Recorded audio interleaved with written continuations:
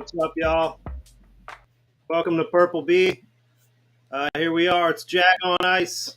There's Debo's. What's up? What up? We made it. Yeah, we made it. We did it. We're live. If you're watching this, thank you for tuning in. This is not going to be like your regularly scheduled program. As you can see, it's a little bit different. If you know anything about what's happening in Austin today, it snowed over and it's everything froze up. There's trees falling down. It was like a perfect ice storm, essentially, and it knocked all the trees out and knocked a bunch of power out all around Austin.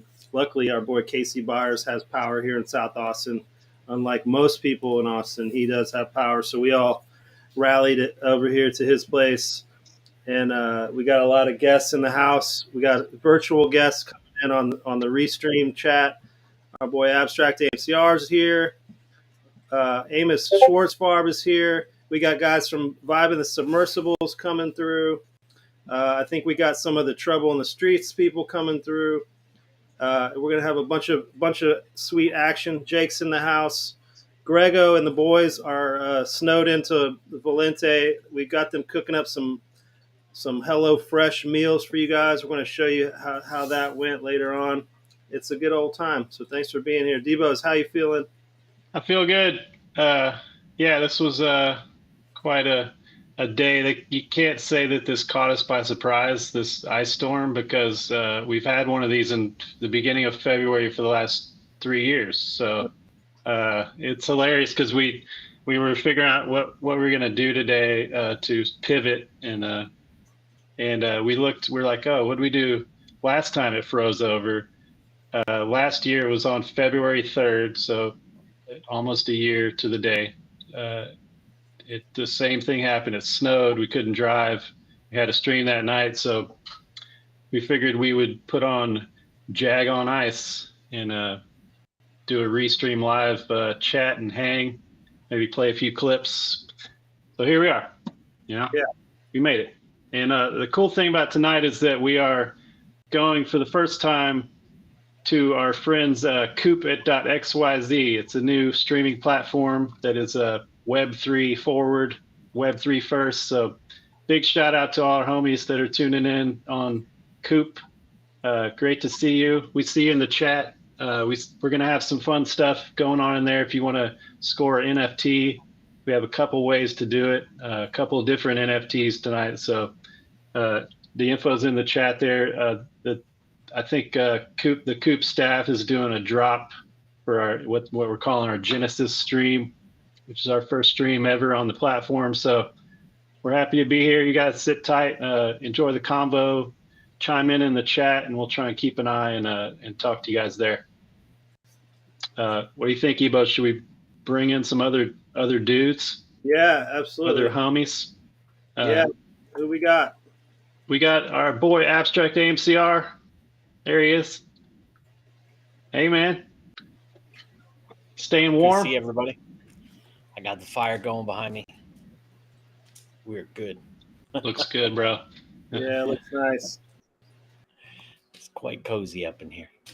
How's everything in your neck of the woods? You guys keep your power on today? Kept the power on. Lost some trees. I feel like this is the death blow. If you count all 3 years and as sort of like starting to knock down all these old growth trees. First, it killed the cactus. It killed the palm trees. It killed off anything that was weak. And then now this year, it's coming in for your oak trees and your old growth stuff. And you're like, things that probably should never have fallen down are starting to fall, which is crazy. Yeah, we've been lucky with what broke off. And it's actually been, we were going to have those pieces trimmed off anyway, so it's kind of saved me some money. So that's looking on the bright side. And I get to stock up the wood pile, so that's always a good thing. Yeah. The fireplace, everything goes to the wood pile. Let's bring in some more dudes. We got a sausage party in the waiting room here. Our homies in Valente are chiming in. I think I see Tyler there and Nikki. There's Tyler. It's Big Echo. And Nikki. Yo. What's up, dogs? I see Grego, man. but I see Grego's here. Tell Grego to go horizontal, and I'll bring him in. Grego, you got to go horizontal if you want to get on. Horizontal? Yeah, like that. Make sure your portrait lock isn't on. Here he is. Make sure you're horizontal. We're here at the Hive. Yeah. What up? Grego? Yo, the Hive here. Kids yet? We're old school. Say hi, mamas. Total Tundra. Bunch of trees laying on the streets. Yeah, But everything's fine. We got water, we got food, we got power. We're hooking up the laptop, better quality. You guys got some. You cooked some food today, right? Yeah, we did. We did it. It was really simple and delicious. It took us like 25 minutes. Nikki's still working on the video. Hey, Nikki, Tyler, use your mute button when Grego's talking. We can hear him coming through your mics. I came to control room. Audio echo, cool.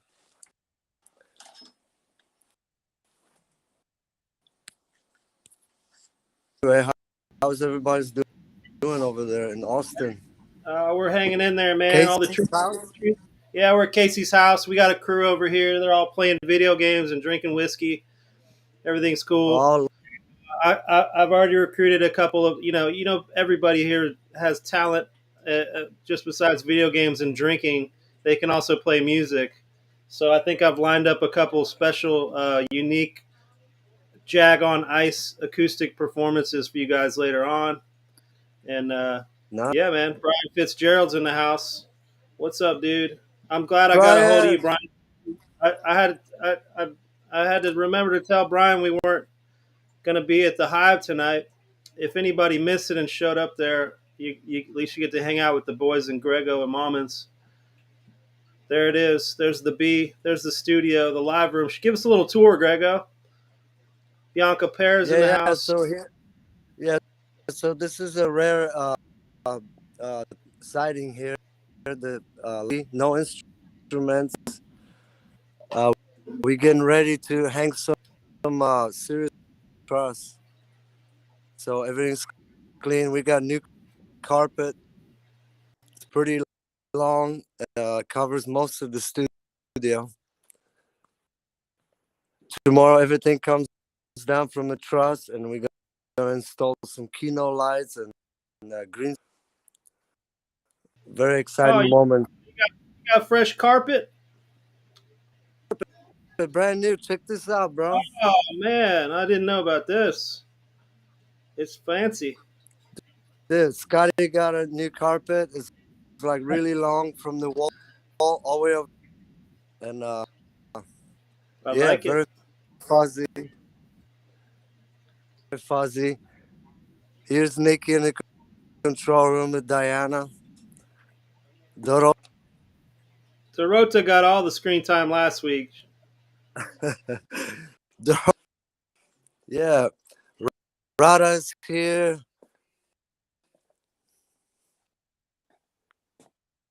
Tyler, you know this microphone doesn't work tonight. But yeah, I like it's movie magic is what we call this. I think effect, does the same thing. Oh, now hello. Man, Jag on Ice. Guys, y'all were just in the kitchen, right? Cooking it up. I'm sure we'll talk about it more later, but you were cooking your first Hello Fresh meal. How was it? How'd it go? It turned out delicious. It doesn't surprise me at all. I'm used to seeing Mommins in the kitchen whipping it up, but Grego was doing it under the guide of myself auditorially, giving the directions from HelloFresh, which were very simple, very easy. They made it really easy to make a delicious meal, and I'll tell you what, it didn't take long.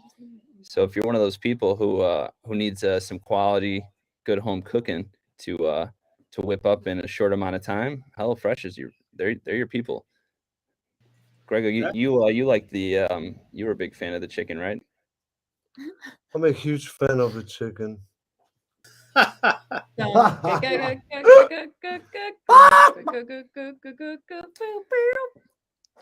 So, hey, real quick, I want to shout out some people in the chat on Coop. Mr. Beast.eth says the studio is incredible. Thank you, man. It actually is incredible. We can't wait to use it more this year. We're just getting rolling. Based God is in the house. Wagme minted the Genesis pass in Coop, so he got the he or she or they have the NFT. Unbelief. Unbelief. Total Recall.eth is in the house. What up? Based God, we see you. Thank you, Base God. Dabao.eth just connected. What up? Welcome. So the action is happening. If you're in Decentraland in the metaverse watching us, we're here. We're out there. You're out there. Welcome. Make yourself at home. We're chilling. We're gonna play some music from the Nugget archives in a little while. Yeah, let me fill you all in. If this is your first time watching Purple Bee, this is a unique version of Purple Bee. But usually on Wednesdays we do this thing called the Groove Lab, also known as Jagtronica. Tonight was supposed to be the 59th episode of Jagtronica, and we're pivoting to this Jag on Ice 3, a synthposium, if you will. But usually the deal is we improvise musically and otherwise. We take cues from the chat. We have a thing called the Wheel of Jam. If you donate, you can spin the Wheel of Jam, and you get to be the executive producer on the jam that ensues from that spin. We have minted NFTs, and we will continue to mint NFTs and all sorts of products and forever items will come from our jams. We have some highlights queued up. Debo's is going to play for you. And that's what we do. We like to jam. Our boy Abstract here usually jams in a visual sense along with the music. And he also takes some of these nuggets and he remixes them and sort of plays them in a DJ style, which is a cool way of sort of, rolling it into something new again. So that's what we do here. We like to be interactive. We love to improvise the live element. Living in the moment, the present tense is what's most important to us. So the fact that you're here live with us, we can see you in the chat. We're making this together as we speak, and that's important, and that's special. And so we're celebrating that. The fact that you're here with us right now is important. Look at all of us together, taking a moment out of our day to digitally come together and Voltron to this great experience live stream here. It's great to be on Coop. We hope that this is something we can continue to do in the future. And we hope that Purple Bee is something you can turn to when you need some entertainment, but also you want to live in the moment with us in the present tense and make something cool together. We hope you think of us. Look at me on the big screen in the Purple Bee green room. My mug right there. Hell yeah. Look at that. High definition handlebar stash. That's right. It's great to see Abstract in person this week, man. We're usually just blessed by his beautiful beats, and to have him here with us in the discussion is sweet. Abstract. I mean, the amount of people I get texting me throughout the week telling me, "Hey man, I'm listening to you guys jam. I'm listening to the Groove Lab while I work." They love every aspect of it from the beginning to the end, to the fact that it's just all improvised. And I think that the groove never ends. What frozen or non-frozen, the groove never ends. So the fact that we're here is pretty sweet. I think that we all woke up this morning and we're all like, wow. I mean, I had to prove to everybody in Chicago that Texas does indeed get cold. They will never let you win though, because they're the coldest place on earth, and somehow it feels colder here because we're so unprepared. You know what I mean? Yeah, I think so. We get some points for that, for just getting blindsided by this stuff. I would say Albany, New York, and like Plattsburgh, New York, are colder than Chicago. Just Hey, I agree with that, man. You want to fight about it? You got the best bagels too, huh? Yo, and pizza. Debo's, hey, is Amos around? Can we bring in our boy Amos? Yeah, let's bring him in. There he is. What's up, Amos? What up? Amos Schwartzfob, y'all. He's a musician, among other things. He's a man of many talents. He's got a lot of slashes in what he does. That's why he fits in great with this crew. He was supposed to be out at the studio hanging with us tonight, and like everyone else, we pivoted with him, and it's good to have you on the stream, dude. How you feeling? Feeling good, man. Pumped to be here. Good to see y'all. Yeah, man. So you have a band. The way we met Amos is he has a band called Barking Stars, and we found out about him in the lead up to Utopia Fest. Shout out to Utopia Fest. That was last October, I believe, or November, and we had a big camp, Purple Bee, up on the hill, and his band Barking Stars came in and just tore the place up and jammed the hell out, and it was great. And it come to find out, not only is he in a cool band, he's also a leader of something called the Tech Stars here in Austin. He's helping startups to sort of get their act together and figure out who they are and how to present themselves to the world. Am I saying that accurately? Yeah, pretty much. Trying to do a little bit with tech, what you're doing with music, helping people get their shit out there. Yeah, and not only that, I'm blowing up your spot here. Sorry if I'm blowing you up, but Amos wrote a book called Levers, not Levels. Levers, right? Levers, yeah. Levers. What is Levers? Tell us about it. I think this makes sense. This ties in because we're all trying to figure out who we are and how to present ourselves to the world. Even in the music world is so turned upside down and wishy-washy that we don't know what to call ourselves. So you're helping us figure that out. Yeah, man. I'll tell you what Levers is, and I think so. This is the first band that I've ever been in, and I think we're all right. We have a lot of fun. People who come out and see us have a lot of fun. And the thing that I'm sort of realizing is there's so much. There's way more overlap in being a creator than I ever would have thought. So what the book Levers is, it helps people building businesses to think about what are the things that actually matter, get rid of all the noise so that you can figure out what it is that you're trying to create and how you're going to bring that to the world, to the people that actually care about the thing that you're trying to create. And sometimes that's everybody and sometimes it's less than everybody. And so the book walks business people through that process. And we're sort of using a lot of the same things with the band. Like, who do we think is our audience? Like, why do we think they're going to like us? What is the thing that we think they're going to like that also allows us to have a good time, right? Because we're doing this because it's fun and we love music. So yeah, it's super fun. Yeah, man. And I agree. There's so much crossover. Everyone's a creative these days. You got to be a creator to survive. So if you're not a creator, you're just a part of the machinery. You're going to get replaced by AI.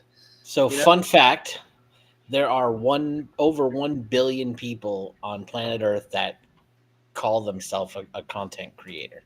Is that right? Yeah. 1 billion? 1 billion. Wow. Actually over 1 billion. Yeah. But, and when you look at the rise of TikTok and the impact that's having, that's really driving this whole desire to be a content creator. But while anybody has the ability to go and create content, almost everybody suffers from the blank page problem. What do I actually do? How do I go execute that? Even if I have the skills to execute in each of the technical and creative vertices that it requires to make a singular piece of content, pulling that all together into one workflow is just, it's all fragmented, right? Because we're still stuck in these old mental models of what applications should be, what tools should be, how we use them. Even our digital tools are treated as no different than, you walk up to your workbench, you use the screwdriver, you put it down, you go off and do something else. And the digital tools are not any different than that. And that's part of the problem. It's trying to get change that mental model of what it actually means to be a content creator, because you can be a content creator and that doesn't mean you make any video, but you're helping 18 other content creators be able to execute by being a writer and playing that sort of role, right? Like the visual face of it gets pinned on content creator, but all of the massive layers that sit below that just that's super interesting, right? Because if you over. would have said the word creator like 5-10 years ago, the vision, the like your head goes somewhere else to someone who looks different. Now you say creator, and it also automatically you thinks about the person who is, putting shit up on TikTok or on Instagram or wherever. Yep. Right? And I'm laughing at myself as you say that, because I've got like a iMovie in the background, and I was working on something for going. I don't think I'm a content creator. I'm just having some fun, but But that's exactly what it is, right? Like, and that's the thing that really separates anybody from just having fun to being a content creator is the moment that you're able to sort of industrialize your fun, right? And get it to a spot where it's a one-to-many relationship versus just a one-to-one, meaning I made it, I just look at it, or it only gets seen when I show it to somebody else. Man, this might be like the most divergent thing that I could say, but I had this exact conversation today. So I put on my other hat. Maybe the frontwards hat is the business guy, the backwards hat's the music guy. But the other hat, I'm talking to a founder that her company they use AI to read a script in a nanosecond and then say, here's what's wrong with the script so you can build a better script and create better content. They work with, Netflix and Amazon. I just name the company. But they have this problem where creators, the writers, they don't want this. They they feel like it gets in the way of the creative process. I'm not even professing to say I agree or disagree with that. But the conversation we had is there's the business people who are like, yes, we want the creative, but in order to commercialize it, we have to understand how to what is the thing that people want. And so the question is their creators will always, and this goes to AI for, writing songs or images, the art of creation will never go away. Okay. However, the commercialization, whether we want it to or not, is likely going to evolve because people that make those decisions, I think, want to guide the decisions to what people actually want to, what they believe people actually want to respond to. Yeah, I agree with you. I think the creative aspect will never go away. The tools that we use to create will change, and the workflows we will use to change. And you mentioned the AI is going to take your job. It's not that the AI is going to take your job. It's somebody who knows how to use the AI that's going to take your job. AI is no different than Photoshop, Illustrator. 40 100%. years ago, everybody bitched that it was going to kill the photography industry. It was going to kill illustration, and it did none of that. Right? CDs come out, it's going to kill vinyl. The CDs came out, there was 1,000% increase in vinyl. Right? If anything, it accentuates. Model. I would think if anything, it accentuates the power of a handcrafted, human-created element. And something that has so much artistry in it that it's undeniable. Something created by hand or just created by some, pure creativity. It helps lower the barrier to entry for others to create, while at the same time giving those that already have the ability to create more flexibility to get more done in less time. Yeah. Right. Which some people, which abstract to add to that, I feel like some people might view that as a bad thing, but now you have people who can, think about it. In the 70s, you'd have to pay thousands of dollars of studio time to make something that now you can make in your bedroom. You can create from you can go and spend tens of thousands of dollars to shoot a music video, or you can do it all from your iPhone. And the interesting thing is that, everybody now is, because since content creation has gone up so much, is not only just, an activity of people to do, but a lucrative way to make money in the new age. I think that people now are so focused on, instead of just making content that they want to make, they're making content that they think other people will like, which creates an oversaturation. It's like, you know, anybody, I make content. I and work that's with the blank page problem. That's absolutely, you nailed it. It's the problem. And I tell people all the time, I go, it's not about making content for other people. It's about people like content creators that they seem like they would make the content even if nobody watched it.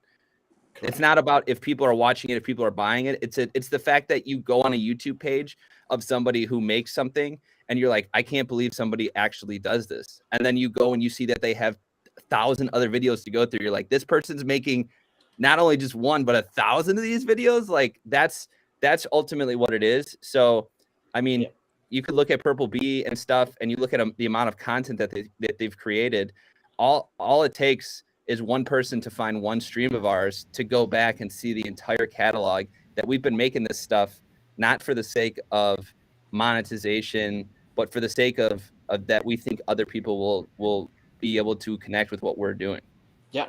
No, By the way, I'm thumbing through some of my mid-journey creations from recent weeks. Nice. You might have seen some of this stuff sort of becoming concept artwork for Jagtronica or the Groove Lab. You know, what I've found that it comes down to make cool stuff in AI, at least on a mid-journey, it comes down to how creative you can be with your prompts and how adept can you be at communicating with the AI like it's a language. If you can speak to it on its level, then you can coax it into creating some amazing stuff. And girlfriend. Yeah. For me, it's, you know, as a designer, it's not enough to create something amazing out of Midjourney. I want to take this thing and I want to do more with it. I want to remix it in Photoshop, and I want to put my own finishing touches on it. I want to create a mashup of 10 of these AI elements. That's not one. Yeah. Sampling. Yeah, no, I'm right there with you. Like, I'm doing the same thing with like things from Midjourney, right? I'm turning them into animations, and I don't know what I'm going to do with it. It's super fun. Me too. I mean, I use it to go and then go do darkroom photo techniques like I would do if I grabbed a piece of stock art to riff on, or, you know, some old illustration from 40 years ago, and I'm manipulating it away. It's just an easier way to get to the things that I want. It cuts down the amount of time it takes for me to arrive at my end goal, right? And that's where the power of it is. I mean, a lot, you know, my shameless self-promotion, what we were talking about though, with the content piece, you know, and trying to have a tool that changes that mental model. Like I actually we're working with the group, and we're building a content creation tool for that, a whole platform that's not TikTok and not Instagram, right? Cool, and is highly integrated and everything else. But is the main thing about it is the concept of how you attack the blank page, right? Like it helping you figure out what you're going to do and how to do it, and giving you the tools right there in the workflow to do it, versus I can go to ChatGPT and get some stuff, and then I can come into, you know, I can use that as a script to go film some stuff, and then I come back, now I got to get that into my editor, and now I got to try and combine the outputs from the two, putting it all into one workflow and getting it to change the model of what it means to be a creator in the moment and have collaborators, right? And being able to track the provenance, because again, just because I might have filmed something really cool and I might have been the talent talking, that doesn't mean that someone else didn't write the words and do the script breakdown and the screenshot breakdown of what it was going to be. Mm-hmm. So. And I can ask a question to the group, because I asked this question to some people the other day, and I'll just preface it with, like, I decided to not have an opinion yet because I don't think I have enough information. But there's a camp of people who think that, like, using things like Midjourney isn't fair art, because all it's doing is saying, like, here's art that exists, and I'm going to figure out how to mash it up. But my question was, isn't that what humans are already doing in their brain?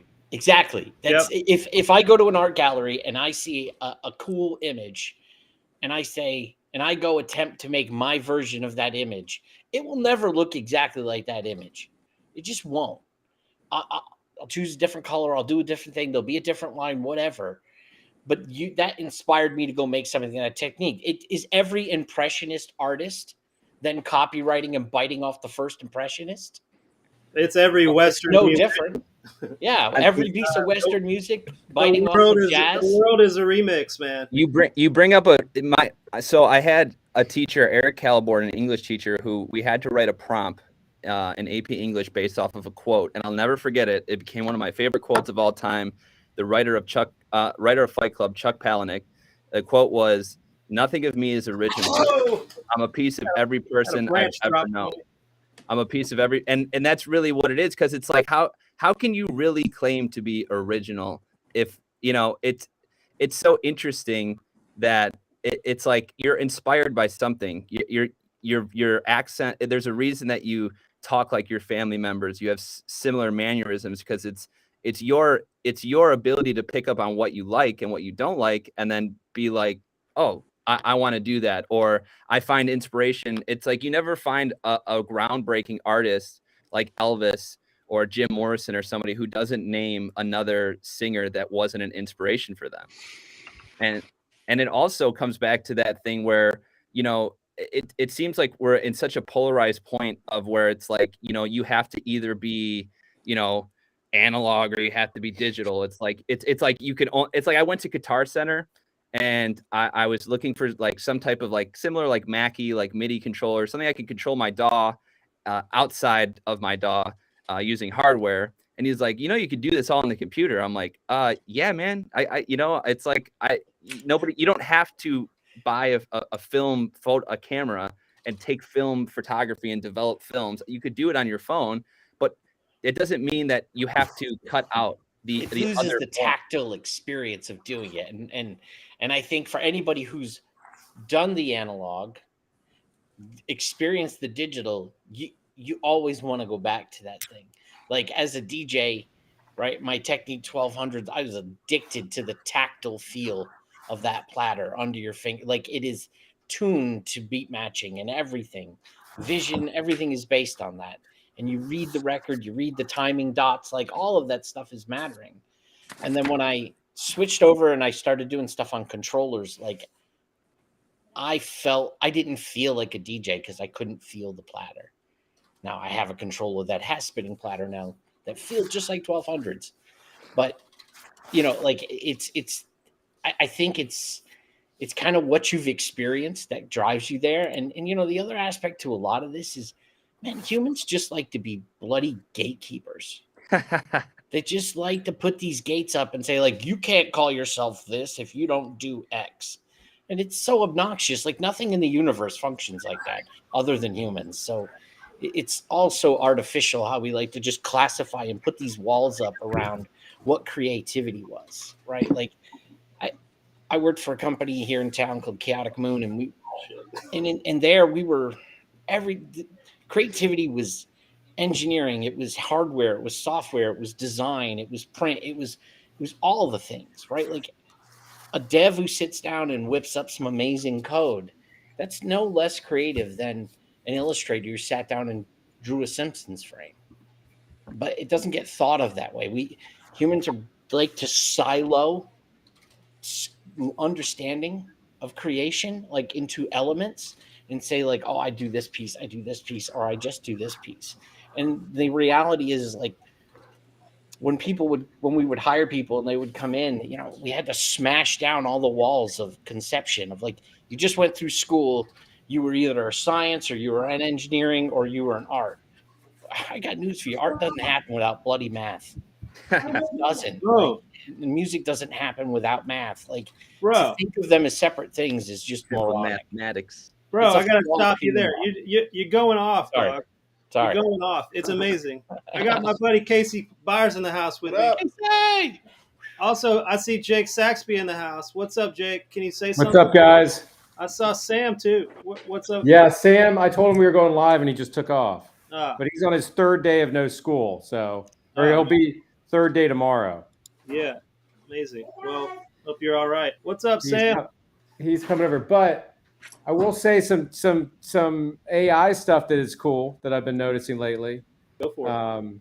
There's something called, like, Google's got something called Music LM that's coming out, and you can actually go to a website now, and they will craft the song for you, but you can't really totally get into it because of copyright. Like they can't train the model with actual songs, or at least make that available. So they can train it with non-copyrighted music, like stuff that's in the public domain and things of that nature. There's another one that's really interesting called Riff Station. And Riff Station is the same concept as Stable Diffusion, right? So it's a diffusion model, but it takes an image and makes sound from a sound wave image. Yeah, that's crazy. And it works really pretty interesting and pretty well. I saw it, and the cool thing about that one is if you just let it go, which it's just running all the time. You can check in on it, and it always is morphing into something else. If you can prompt it, and it will oblige your prompt and come up with some piece of music that you helped it write. But if you just keep listening, it will just kind of trail off into its own world, and it never stops. It's like kind of like Jagtronica. It's just sort of endless stream of jam. Endless jam. Yeah. Hey, real quick, Debo's asked me to shout out some people on Coop. He says Michi did the first quest on Coop with a nice social share on Twitter of our Jaguar. Mick, that's Mick Jaguar. Thanks, Michi. We're gonna airdrop you something very nice. So this is happening on Coop, y'all. We're airdropping people NFTs. The whole show is an NFT. It's coop.xyz if you want to check out yourself. We're still on all the other platforms, the YouTubes and whatnot. We're on Twitch. Shout out to you if you're watching on Twitch. I see some people there. Disco Van's watching on YouTube. What's up, Disco Van? DeVolta's in the house. Oh yeah, lots of people. What's up, DeVolta? Hope we're staying warm. Yeah, we're doing great. Thanks to Casey Byers here. Thanks for in your house. You got a big crew in there. I'm happy y'all are here, man. It's nice and warm. What are you guys doing in there? You getting wild? We're just playing music videos and dancing and playing video games. Yeah, nice. Trying to stay warm and alive. I know you sent some links to Devo's of some of your picks for the Jag highlights. Yeah. I think it's probably time to run one of those, Devo's. What do you think? Run it. Best of Jag? Yeah, it's the best of Jag. Thank you guys for hanging out with us. We're not done yet. That's Abstract AMCR. Amos Schwartzfire. Check out Amos's book. It's called Levers. It's on Amazon. And check out if you're in Austin, Amos, real quick, you got a show at the Continental Gallery coming up, right? Yeah, the 11th, Saturday the 11th at 8. We're playing at the Gallery. I think it's going to be a big party. It's a psychedelic love fest throwback to 67 and Valentine's Day smashed up with some funk. Cool. What? Say that again. I don't think I can. A 60s love fest. Psychedelic throwback to Summer of Love, Valentine's Day love fest. What's the date? With some funk. What's the date again? February 11th at the Continental Gallery. All right, that's next weekend. Yeah, man. You guys check it out. Debo's, run that Jag clip. Thanks for hanging out. This is Jag on Ice. Oh, yeah! Tonight we are doing the 49th episode of Jagtronica. 49 episodes of Jagtronica. Get that through your heads. Check it. Yo, I got 49 rhymes, kill an MC 49 times. Big Mike come through, drop rock 49 lines. People like, oh my shit, 49 eyes. I see everything through 49 lives, 49 lens. Drop probably 49 bins. Big Mike come through, we don't need no pins. It's off the top when we go berserk. Kill 49 MCs right now while I'm rapping at work. I'm just playing these games, they just playing like lame. Big Mike come through, yeah, remember the name. Me and Mike Trey, we spitting flames. Look at K Fuego, she going crazy on the screen. That's real life in your eyes. If you watch the stream, know what I mean. Yeah, 49 times. I say it 49 times so you can know what I mean. Me and Mike Trey come through and do this shit clean, yeah.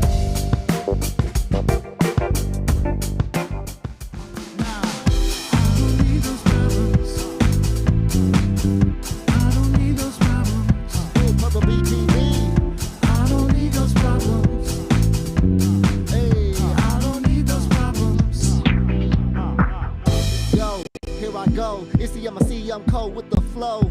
Yo, your bug gon' blow. Yo, nose, you're straight in the dough. Everybody knows infinite, yeah, just intricate. Nigga like a picket fence. I come down, yeah, I'm spending chips. Let me get a nigga break these benefits. Don't give a fuck, y'all spend the chips. Hold up, Ray say he's a hypocrite. Really don't matter, your nigga about to kill this shit. Yeah. It's the illest shit. It really don't matter about this feeling shit. And after that, yo, we about to kill this shit. And this the MIC, I'm about to build this up. But hold up. those problems. Shut the door. I don't need them problems. Check it out.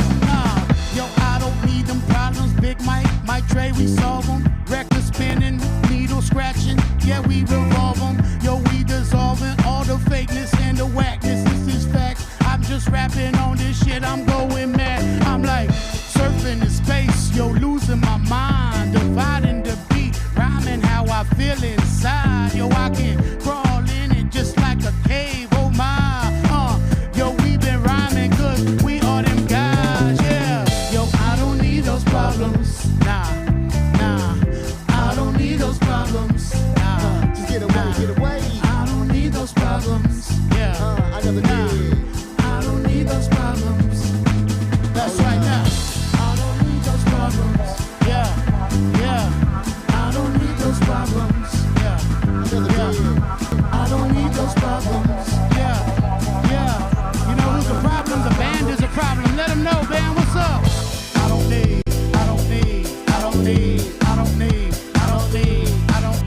I don't need those problems.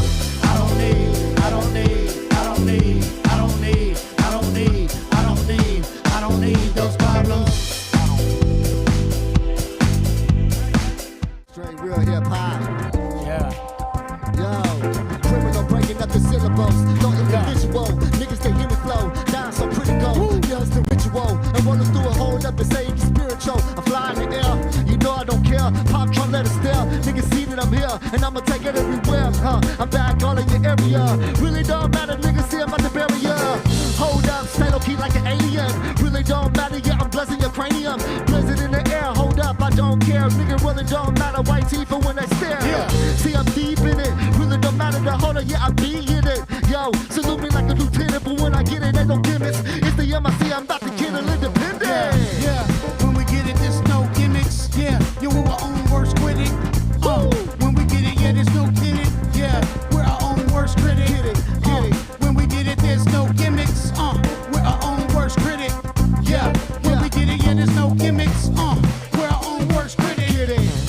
Get it. Get it, no quitting. Big Mike come through, yo, the bullseye I'm hitting. With the targets in the spot, yeah, you know that I'm spitting. Hell yeah, grab the mic and I'm about to rip it in half. You do the math. Big Mike come around, it's funky, go take a bath. Rise off the top, keep it hot, no matter. Big Mike come through, about to empty the bladder. Piss on the game, yo, remember my name. It's Big Mike, come through, lead the mic in flames. Hell yeah, yo, it's the same old thing, but it's a different day, yo. I'ma rip it a different way. He came to say what he came to say, yo. I came to set it in flames with no games. Fuck around with badasses, no lanes. Hell yeah, it's Purple BTV, man. Woo! Yeah. Get it. Yeah. We can't get it. When we get it, there's no gimmicks. We came to rip it. Yeah, we are on worst critic. We are on worst critics. Yeah, we are on worst critics. Yeah, when we get it, yeah, there's no gimmicks. We're our own worst critic. We're our own worst critics. We're our own worst critic. Get it.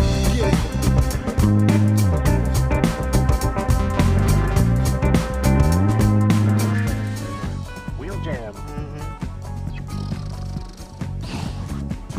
Touchdown.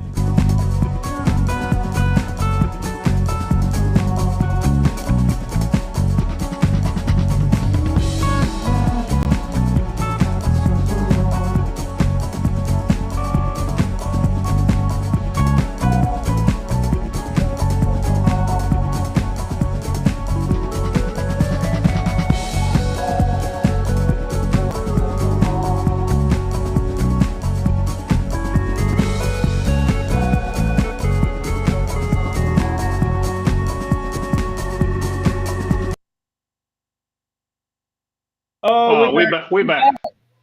What's up, y'all? Debos, how you doing? I'm good. How are y'all? What up, Grady? Look who this it's yeah. Grady. The man Grady Ray just got off a hot set over at the Show Me Pizza establishment. I don't know if you guys know about Show Me Pizza, but they're a big sponsor on Purple Bee. They hook the crew up and everybody with hot, fresh pizzas. They're the best in town. Awesome guys, total sweethearts. I called Benjamin at Show Me Pizza just now, and I was like, dude, pop into the stream. We got Grady on. He's like, dude, we're slammed. Can't do it. Like everybody's ordering pizzas right now, and the cool thing is, if you're on Twitch, you can watch them make your pizza live. They have a Twitch stream where they just show the oven, and it's actually hilarious. You can order your pizza, and then you can watch them throwing the toppings on and throw it in the oven, and then like it's ready in like 10 minutes or less. I ordered on Uber Eats the other day. You watched the entire thing? I ordered it. I watched it, but before I could get it all dialed up, the fucking pizza was already here. It was like 10 lightning speed. It was like 15 minutes total, I want to say. 15 minutes. Which That's is like incredible. a record for Uber Eats. You know what? They're not a sponsor right now. Yeah. HelloFresh is a sponsor. These are just our bros. But Show total Me Pizza. Bros. Show Me Pizza's the speed and precision bros. that those pizzas are brought to you, man. Total bros. And you know what, man? I had this pork meatball pizza from there, Evan, and I tell you what, man, if I've ever had my world rocked, I think that was the time right there. What it really, tastes like. Man, it was just a cornucopia of flavor just inside your mouth. It was, man, just these delicious pork meatballs with the basil that had just a nice Italian kiss to you. Yeah. Delicious tomato sauce that they use. Fresh mozzarella cheese on top of it. I tell you what, man, I don't think you can get closer to Italy than right there. Unless you get HelloFresh, right? Oh, true. Our sponsor tonight. Yes, baby, HelloFresh. Bring it home. Which is also a cornucopia of flavor in HelloFresh. And you can make yourself. Get yourself that flavor bomb of cornucopia-ness and get it delivered to your home by HelloFresh. They're our sponsor tonight. Hello. Speaking of fresh things, do you have any fresh tunes? You got a new project happening. You just had a gig. You probably had to get some tunes ready. I do. What are you picking on? You got some fresh jams to show me? Yeah, man. I've been getting back to getting to the songs I've been writing over a long time, and I'm finally playing for the world to hear. So I would be privileged to play a little song about Texas, our great state that we live in, for you. Beautiful, man. Does that work? Yes. I hope you guys don't mind. Grady Ray's going to play you a tune right now. You're watching Jag on Ice, and please take it away, Grady. Jag on Ice. Thank you, Evan. Grady. Well, many all this evening.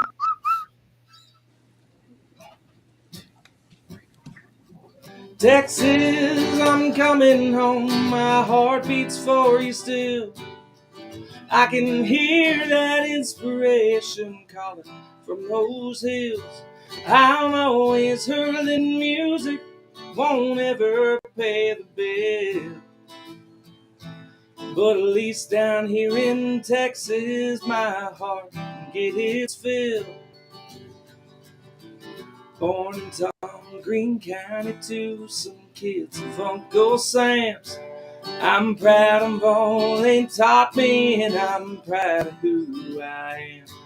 They wandered toward the Wabash banks, the flatlands and the fields. The crop of my young heart, finding much too hard to yield.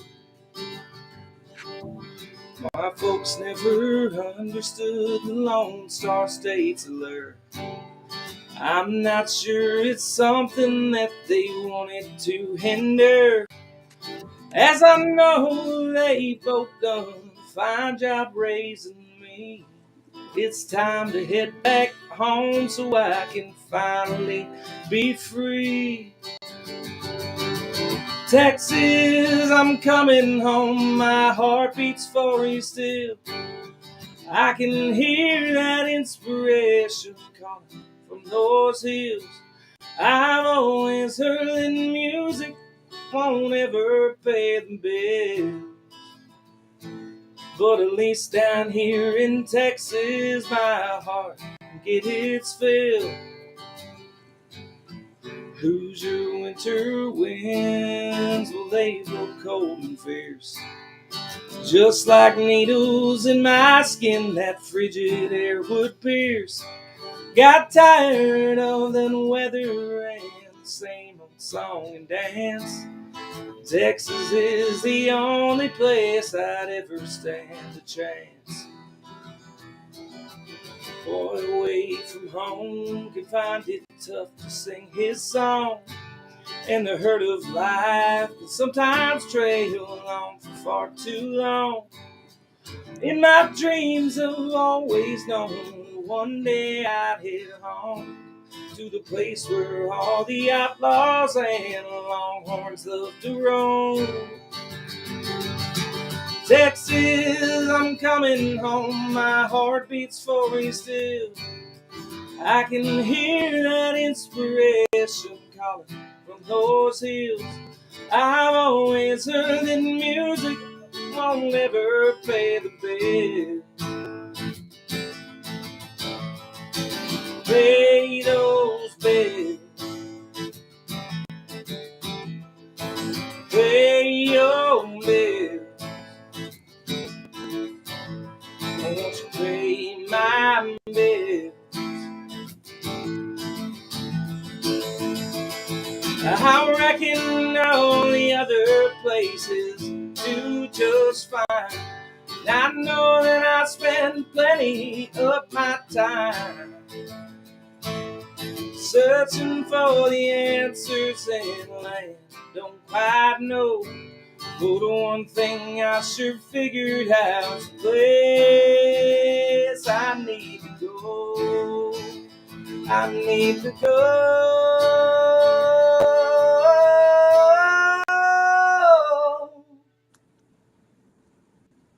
There's something about seeing that Texarkana sign and knowing that you're home again and things will all be fine. I never had to worry once I hit I-35. 'Cause I made it back to Texas where I always knew I'd die. Texas, I'm coming home, my heart beats for you still. I can hear that inspiration calling from those hills. I've always heard that music won't ever pay the bill. But at least down here in Texas, my heart can get its fill. But at least down here in Texas, my heart can get its fill.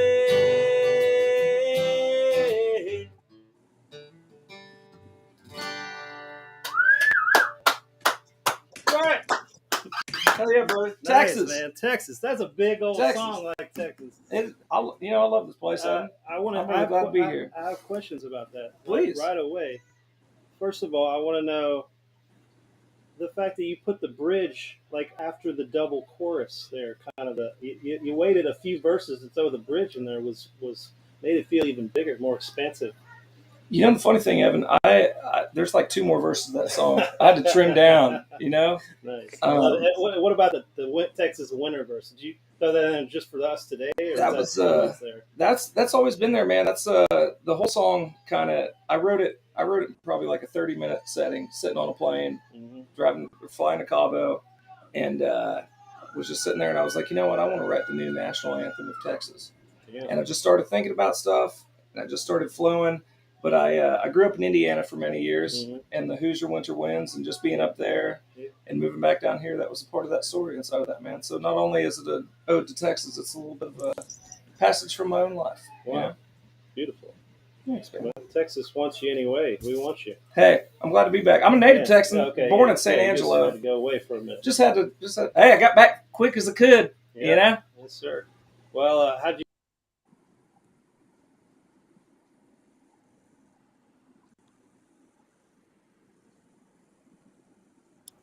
Oh no! Oh Lord! Abstract. I thought they knew. Abstract. I thought they knew. I heard the people in the other room at their house clapping, like, you know, on the delay, 20 seconds later or whatever it was. That's Woo! And then we'll bring him back. What up, famous? Yeah, G. D. Yo. Oh, no, Grady was badass, man. Thank you, Grady. But before that, you played the clips and then all the visuals by Abstract. Man, it just makes it all like next level, you know? Unbelievable. Thank you, Abstract, so much. So talented. My pleasure. Appreciate every second of your time, man. It's been awesome. It's been a big learning experience on my end. Right. I'm honestly abstract. I'm curious. Take me through like your process of dissecting like the jag stems and like how you end up coming up with what you come up with. So I usually, well, as of late, what I've been doing is looking for ones I haven't played and finding those and then capturing, maybe like 16 bars and finding a decent loop.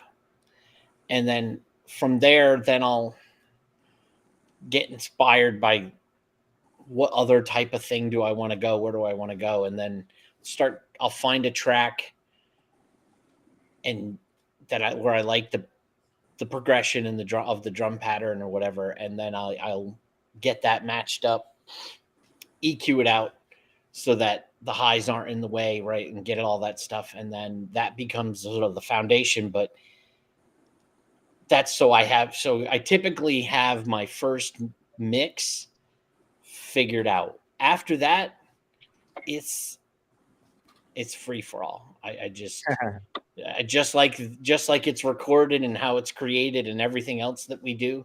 It's totally improv. So sometimes I'll have 4 jag samples running and I'm layering my, other stuff of either mine or my friends or things from my library that I effect out so that they're, you don't actually hear them. They're just giving kind of a different life to what's happening. So it's a lot of EQing magic. Yeah, EQing magic. And also remember you told me about the tempo thing. Like, oh yeah, the tricky stuff for you is that when we do Jagtronica, it's all with the MIDI clack and we have loopers and it's all connected by MIDI. But sometimes Ebo's, what he likes to do, he would just like slow down the tempo a couple BPMs sometimes during the groove, which is really almost hard to hear, but it's there. Like, so if you're trying to digitally match a couple tracks, it jumps out. Like it jumps out. All of a sudden, everything gets not aligned anymore, and it train wrecks.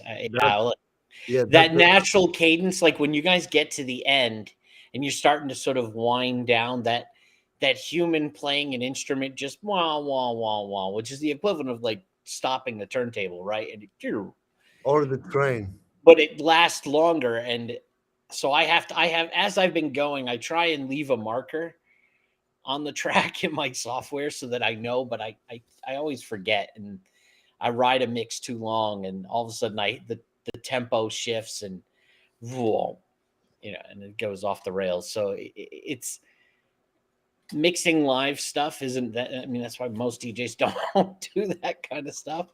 So that there's a level of risk to what we do during those intermissions that isn't necessarily present during normal DJing sort of stuff.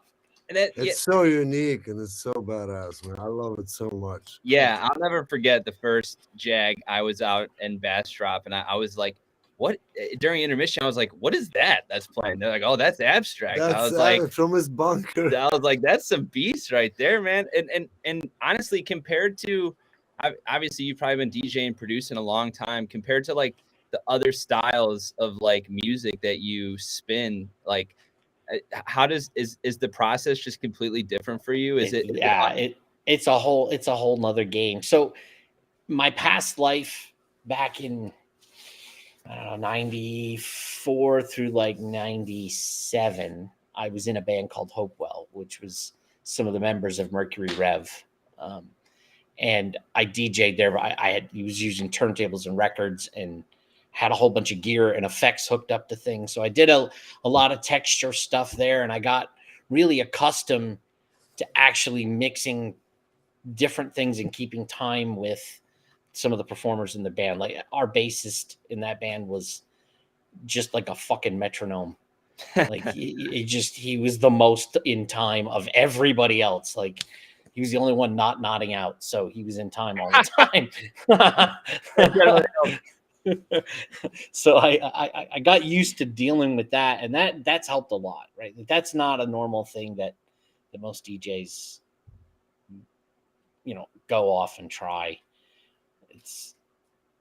I think a lot of that stems just from, I don't know, I started DJing in '89, and it was totally analog everything. So you got, and everything, until you have good gear, nothing is ever in time. So you get really good at just trying to work a thing and understanding, this recording kind of ebbs and flows like this. So I know to drag my finger to kind of compensate on the other album, and you just don't mix for very long, right? So you're just targeting those. All that little struggle makes those intermissions sort of possible ultimately. Well, I can't wait to have you here at the Hive, German Live with us, with Jag, like we did at Purple Beach, remember? Oh, dude, that was awesome. So sick. You were on the spool, that big spool. Yeah. That was, I of all the DJing experiences of my sort of life as a DJ, that is one of probably the most memorable experience. The sound was unbelievable. It was just as good as my studio sound, and we were in a forest. Yeah. That was fucking really, really amazing. That was a great experience. And for would you say people who are kind of the newer up and coming DJs, people who maybe have only been DJing for the past 5 to 10 years? Thank you. What how do you? I feel like what you do a week to week on a Jag base on a week to week basis with all the Jag sounds on a Jag basis. I feel like this is what we should be encouraging future DJs to do, to find local artists, to find local sounds, because everything is always a remix, and that's not bad, but to be able to hear you kind of remix original sounds and make it sound like a whole new thing, or something that somebody might hear on the radio. It's like, what do you think that we could do as improv musicians to encourage more DJs to kind of take your approach to it? Giving them things that are in bites that make sense, and leave headroom in the sound for other layers to come in, right? Like a typical traditional sort of music track, right? Pop music for Spotify or anything like it, there's not a lot of the headroom is all filled up with points of interest along the progression, right? And a big part of DJing is you providing the point of interest, right? Overriding what the producer might have done and taking two different producers' thing to make something new as a new third thing. And so layering it, finding points of interest in one track that match to another track, and giving. So when you look at most of the tracks in my library, I choose to play them because they give me the room to do that. There are some tracks that are I'll take LTJ Bookham, right? Amazing producer. I love everything that he does. I never ever DJ's music because it's damn near impossible. Aphex Twin is another one. It's so unique. So Grego Aphex Twin the other day was like, "Oh man, crazy D&B." It's so unique, and it's so out there that there's nothing else musically that really works well with it, right? There's all these little things. So I think I find a lot of producers don't think about the DJ use case in their production, right? I get it. You want to make the track you want to make, but if you want it to have life in sort of an industrialized thing that's getting used to generate stuff, thinking about how that track's timed out and your blocks and your progression make a big difference, and leaving the headroom for somebody else to add a creative layer to it. Hey, I got a question for you about that. So if you think back to early hip hop, from the late 70s and the early 80s, that all they were doing was pulling music, 100%. What do you think the musicians were doing differently, or like what about that music might have been different than the kind of music that's happening, being created today that you're talking about? That's like, hey, you got to leave the space. If you look at all of the sort of classic samples that get used, like a lot of them are like old disco and funk things, and they're using the first minute where they're setting the stage, right? There's maybe not a lot of vocal, there's a little bit of chorus, right? It's the buildup, and they're always using it before the break, before the song becomes the wah, and Motown kicks in and it goes off the rails and goes crazy. They're grabbing that start beat and just using it, or they're grabbing it at the end, right? Like one of the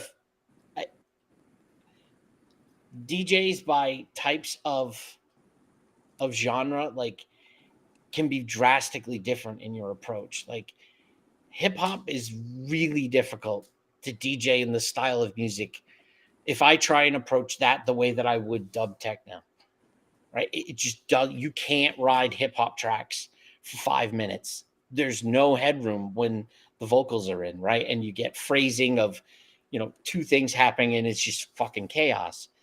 But so your DJing there is you're looping. And that's why you see, and they'll even, the equipment is designed specifically for that.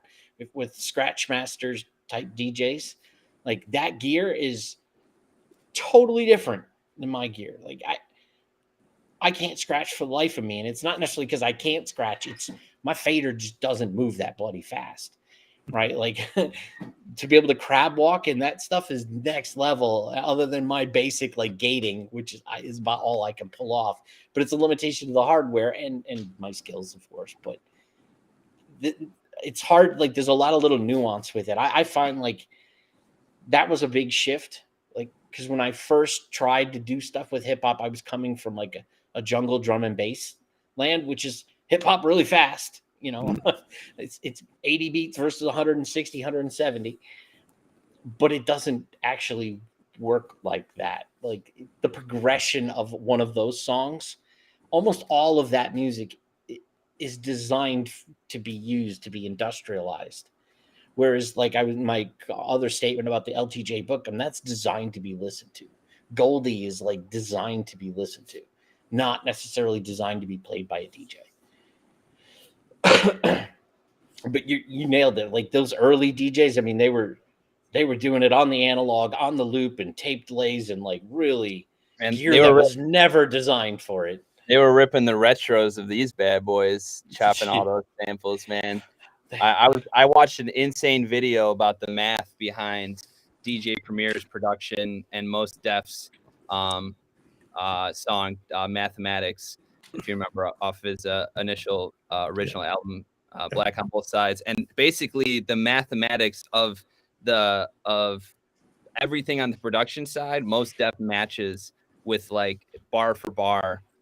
Like it's essentially mathematically, it's the equivalent of Mos Def's bars are 2 + 2, and then DJ Premier's beat is 5 - 1. And it's like they're the same on both sides, but it's not until you really break it down in a mathematical sense that you realize not only is the song lyrically, is he rapping, in like a mathematical sense, but even just the way that he's delivering it and everything behind it. And it is one of the things, somebody who produces hip hop and makes hip hop music, it's tough because you talk about those early days of hip hop and you didn't have to get samples cleared. I mean, you were just able to pull from just gold, just pure gold, any vinyl that you could find, and just find one of the best samples to make. There's whole pages dedicated to where they find the samples. Oh yeah, there's a whole site for that for sure. Yeah, and it's like it stinks because it's interesting what you do, because you kind of give hope to people like me who always can listen to a song, find a sick sample, and make a great beat, but never feel like it'll be able to be heard because copyright infringement will always come. But it's like you listen to one Jag set, and every Jag set I hear at least 10 plus riffs where I'm like, oh, I could loop the hell out of that. I could loop that.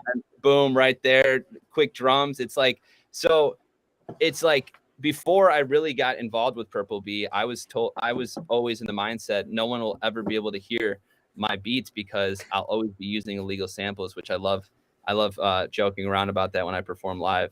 about how everything I steal from people. But now it's like I know that I play a rhythm with Grego, and I can just reenact it and just make it myself. So I think that for the new age of hip hop, I think that we can rely still on the talent of musicians to make those authentic, grimy, a little bit more old school. I was showing them the MPC earlier.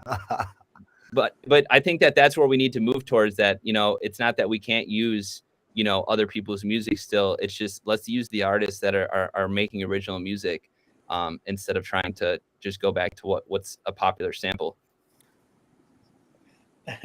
Yeah, no, I agree. It's an interesting time musically. Oh yeah, dude. And especially from an equipment perspective, like,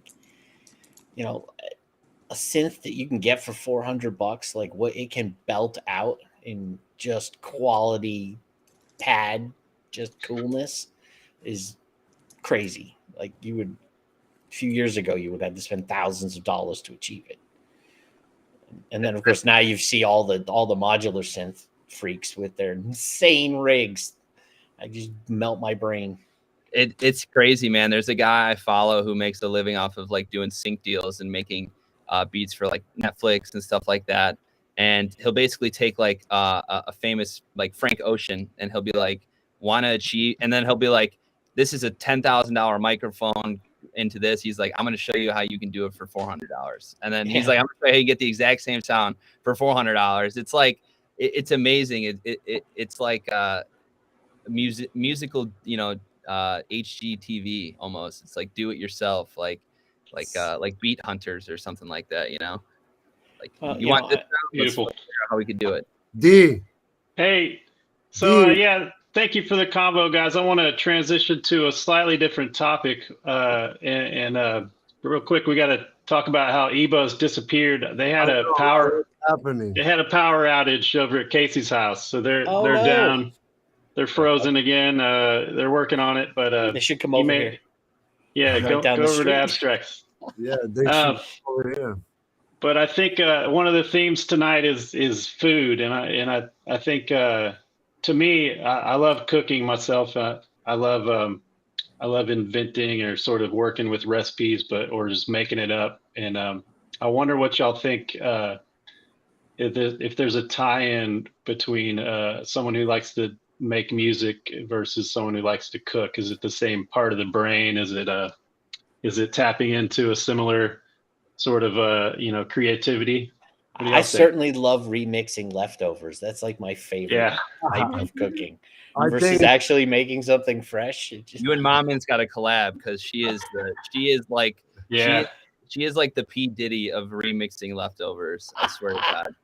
No, but I think definitely cooking, whoever's passionate about cooking, that's definitely related to playing music. I think it's the same part of the brain. Definitely. Nice. DeVolta made some chicken stir fry. Ooh. I find so if it's the same part of the brain, then which is cooking and which is baking? How would you equate the music? Oh, baking is different. That's a different world. So I know a lot of developers that are really into cooking or baking or both. I had one developer friend of mine that was like full on bread guy. Every Monday there was like a new fresh kind of experimental loaf of bread that him and his wife did over the weekend, but they were like really scientific about it. Like that was their jam. They bought flour by the bulk just to jam every weekend on making bread. On that note, we have our buddy Nikki and Tyler and Grego. They cooked a meal earlier today, and Nikki filmed it and did a quick edit. And so we're gonna play their cooking experience while we talk more about food. So I'm gonna let this play. And yeah, who is this? This is all thanks to HelloFresh. All the ingredients you see here provided by HelloFresh. Is there That's sound? some nice B-roll. No, there's no sound. We're just going to talk over it. Cut potatoes and carrots and putting in the oven, going by the recipe. It was all very simple. It was all like black and white. No hidden agenda. Everything was. I think it's pretty cool. I mean, I did HelloFresh for a year or two with my wife, and we loved it. Everything was delicious. But as a musician, that I play a lot of improvised music. I also play a lot of cover music, and I learn songs. So that there's a tie-in, I think, of doing a HelloFresh meal, like Abstract was saying earlier, where you sort of learn how to make demi-glace or there's something cool about following a recipe and it coming out amazing. You're like, oh, well, shit, I can do that any day. How come I didn't think of that? So I think HelloFresh is pretty badass. I've used it a lot. I mean, it's pretty sweet that they mail you this box and it's like it's got ice packs in it. It's like it's not going to go bad by sitting on your porch. It's like super packed, super nice, and it just everything usually comes out great. It's a pretty good deal. And let's point out the fact that this HelloFresh driver drove in the middle of a Texas freeze. Tried climbing up my driveway. I ran right out. I was like, don't you dare step foot on that driveway. You're going to slip. I was like, she had her dog with her and everything. The pooch was super friendly. I mean, and this meal, it really took us, not even 30 minutes total to make everything. It was so quick and so easy. And it honestly, it felt like a bigger task. Gourmet. That's like the buffalo chicken. Is that what it's called? Yeah. Spicy blue cheese. Chicken, blue cheese. The carrots, very gourmet. Whatever the spice is. I think one of the other great things that it helps do is it sort of expands the palate, away from the straight up sort of American meat and potatoes. You get at least variations of that it might be different, and the way that you learn the demi-glosses and the deglazing and all that other kind of stuff really help kind of expand the palate and the ability. And the portions is the best part, is because there's nothing worse than when you buy too much or you don't buy enough. Everything's just laid out for you. You don't got to worry about siphoning through a bunch of vegetables or whatever, buying in bulk and not using everything. The portion, the fact that it was just all laid out, it was specifically set up to serve 4 people. It was pretty fuego. Hey, well, excellent footage, Nikki. Big props on him for throwing that together in no time. No time. Bam. And it's making me hungry. Delicious. So that's it. We're putting a link in the chat if you want to order some HelloFresh. We have a badass code that they gave us that gives you like 20 free meals. So it's a huge discount. So take advantage of it if you need, some meals sent to your door. And they're all good. Trust me. Anyway. Awesome. We got some shout outs, y'all. Elbows was on Twitch earlier, sending out community subs. Thank you so much, Elbows. Cape Fuego sent out some community subs tonight.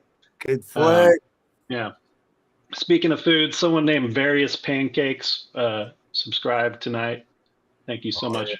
We love Various Pancakes. That sounds like a great band name. I work Various Pancakes. Good night. Potato pancake. Nature Lover, is that the laugh I hear? That was Nature Lover. There she is. Oh, yes. Speaking of pancakes, I don't know if anyone's been watching the what's the HBO show that The Last of Us, that was called? Yeah, the game. It's based off the game. Well, it's funny because there's a tie-in with pancakes from the very first episode where it's a mushroom outbreak or a sort of mycelial outbreak on the globe, and the way that it reaches all over the world at the same time is because it grew in flour, and supposedly this industrial flour was put in every product and it reached sort of the world at the same time. It was just a funny little tie-in with pancakes and biscuits were sort of part of what did the world in this show. It's hilarious. Good way to go out. Good way to go out, right? Hey, hold on. Tyler's got some gems over here. We're trying to present some from the Hive. He's got the MPC. He's gonna like whip. We could luckily rip some. luckily we have a battery powered MPC here, so you know even when the power's out, we're still able to make some jams here. Come on, Tyler, let's go. Ooh, wait. Ooh.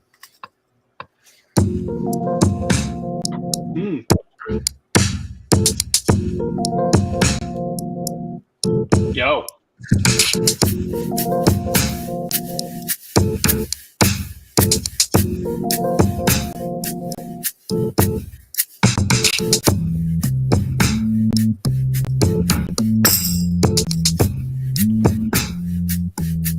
Hell yeah.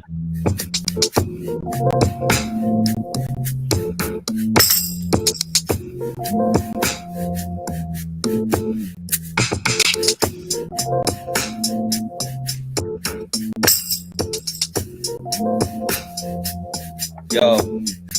Yo.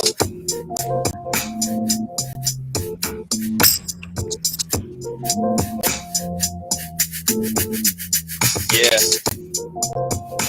Ooh. Where's Big Mike? We need some bars over this, Big Mike. That's what you're here for. I ain't worried about the front end, concerned about residual. Yo, mommy say she know me, probably cause I am a criminal.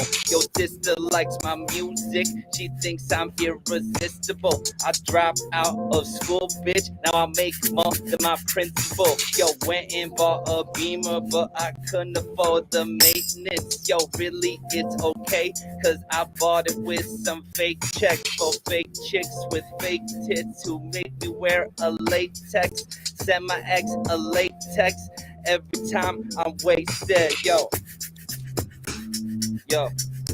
me and Greg go, yo.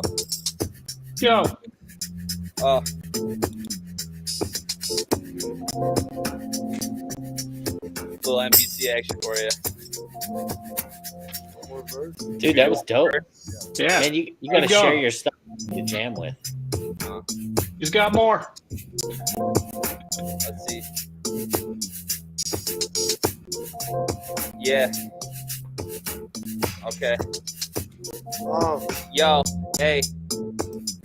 I'm out in Syria, smoking on that shisha.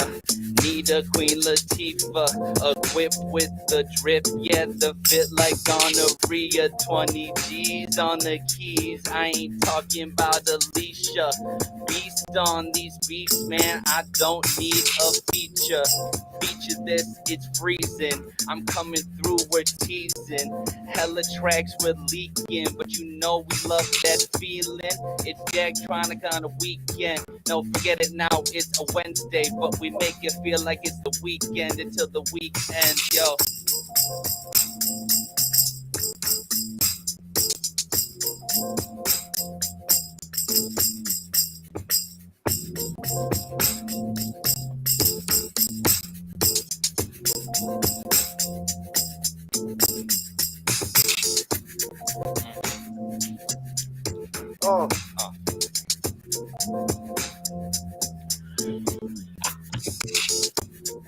Fuck Craig Abbott. Power is up. The power grid. It's a tricky. I'm a cokehead, yes, sniff it till my nostril bled. That's a red nose, yo, pitbull. I'm a fistful, football when I spit though, yeah. Ethanol in the tank. I got bitches puffing on dank. Yeah, you know that's what we drank. Yeah, that purple be like lean. We be the machine. Got the NPC right here, and it's spitting out them beats. Fuck with me, fuck with us. Know we coming through like semi-truck. 18 wheels, 18 bars. Coming here, no electric cars. Cause we are out of power, which means we'd be out of gas too. Thanks, Tesla. Little outro.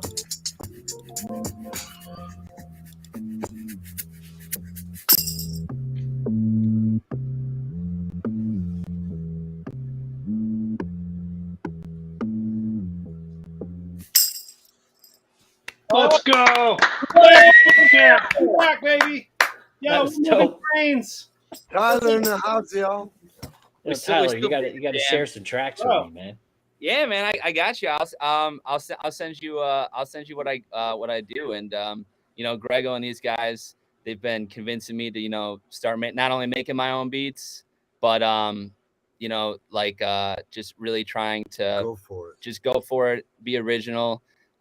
Big Mike and the College of Hip Hop Knowledge, they're hooking me up. I'm gonna be on my second Fresh Friday show. Actually, hopefully, if the weather stays good, it'll be this upcoming next Friday, so February 10th. Come see Spud and a bunch of other super talented hip hop. There's Big Mike chiming in. Yeah. BM approves. College of Hip Hop Knowledge. Yeah, definitely. I'd love to use it to remix with during the intermissions and. Oh, I got you, man. I got plenty of stuff to send you. Spud's got Spud's like I'm a Spud because you could fry me, you could bake me, you could whatever you want to do. I got multiple different flavors. Mr. Potato Head. Well, he's a tater. Look who's back. Look who's back. Yeah. There's Air Bear. Hey. Ray. Brady's Texas song is responsible for the power grid going down. Knock the whole fucking thing down. Yeah. Greg Abbott's trying to shadow ban you. Blackouts, if you know what I mean. I had no power, and we came here. We made power. We had no power. But also, I'm going to send you Debos. I got a video while the power was out. Tricky and the girls and Charlie did a rendition of a Beatles song, which is pretty magical. Yeah. We can stick that to the stream in a minute. Word. What I missed? What happened? Oh, Lord. We talked about we had Abstract leading a nice convo about DJing and sort of music in general. Then we segued into talking about food and how it relates to music and the creative minds. We showed the badass footage from Nikki that Nikki filmed earlier today of Grego making the meal for dinner. Some just like sweet B-roll. Hopefully we entice some people to get HelloFresh hooked up with our code. Great. I actually fresh. Yeah. Yeah, I do. It's also I think I've had it at your place. I am a Devos. client. Yeah. Also, I see Nature Lovers in the house. She wants to hear Great Gig in the Sky out of these. Have you ever done that one, Tricky? Yeah. No. I have. Let's do it. But I think Aaron would actually sound amazing doing it. Have y'all heard that new album by Lil Yachty? Yeah, it's amazing. It's crazy. It sounds like Pink Floyd. Like there's a whole Great Gig in the Sky break in the. Well, it's like. That's exactly. I think Aaron would sound great. Yeah. You think it's the same person? No. They were definitely referencing Pink Floyd hard.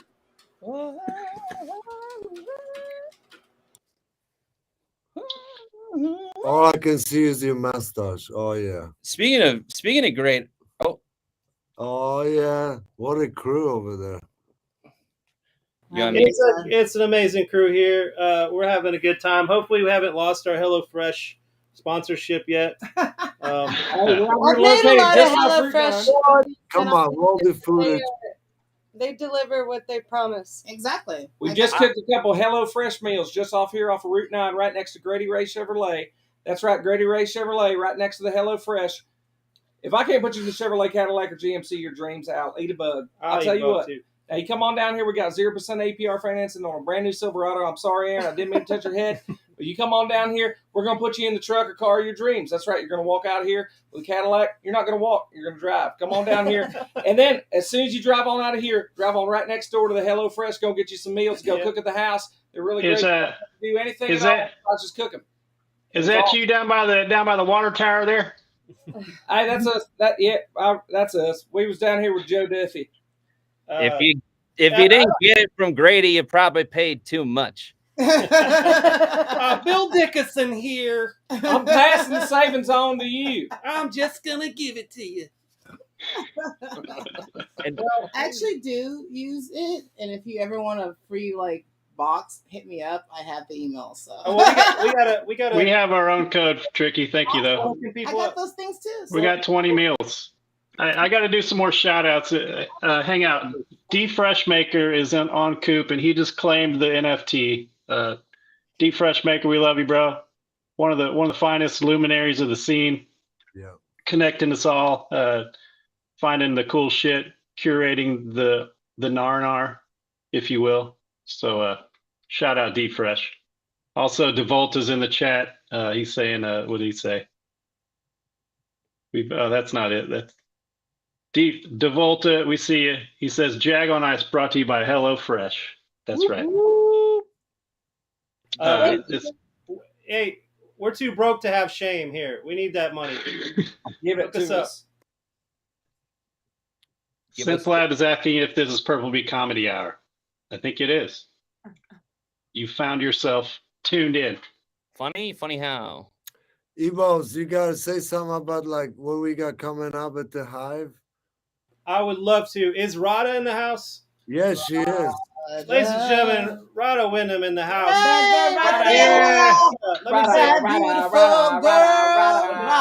Let me introduce Rada. Rada is runs her own music school in Cedar Park.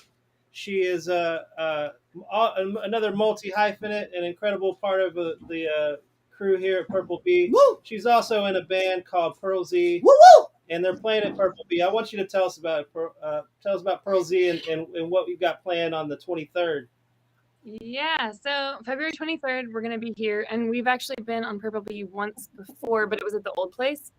And before I go on with the show, I just want to say, like, this new place is beautiful, and I think everybody, if you have the chance to come out and check out a live show, I think you should definitely do it. Some of the bands from the old studio are going to be featured in the new studio, just like us, and we're going to have new songs. We're going to have a special guest. We have Kalu James from Kalu and the Electric Joint, who's going to be joining us for a couple songs. Oh, legend. I'm excited about that. I know, he's a really, really beautiful soul, and I love him so much. And he makes amazing music, and it's just really cool to kind of collaborate and mix genres and have people like sit in with other, bands and things like that. So he's going to be coming, and then I don't know, just Pearl Z is an inspiration to me. I'm lucky to play with her. I play bass and synth, and we also have both of our guitarists who are going to be coming, and they're brothers. So I'm also excited about that. And we play, I don't even know what to call it, but it's a lot of fun, and we've had a lot of yeah. I mean, it's rock and roll, but there's like some. I don't know. There's like some psychedelic pieces and synths and things like that. And yeah, it's going to be a fun show. So you can either tune in live or you can buy a ticket and come over here. Yeah, and it's cool over here. I mean, like, you get a completely different experience. You can either be like in the live room, you could watch from outside and look through the glass that you can see like the back of the band too, and you can go everywhere basically and see the whole production. So yeah, I'm really excited. SynthLab is piqued by your mention of synths. You play the bass, but you also have a synthesizer that you jump on, right? Yeah, I go back and forth. It's a little tricky sometimes, and it also depends on the sound engineer. So I'm glad Grego's going to be doing sound, because sometimes I think you're in good hands this time. Yeah. But sometimes I play shows, I'm like, yeah, super good. Yeah, I was gonna say Tricky saw Pearl Z not so long. What do you think? What's your take on it? Look, man, I have to say, like, I always tell Pearl, like, you're living my 14-year-old girl rock and roll fantasy. It is a perfect mixture, I feel, of a vintage kind of like 90s rock that mixes with like what's going on right now.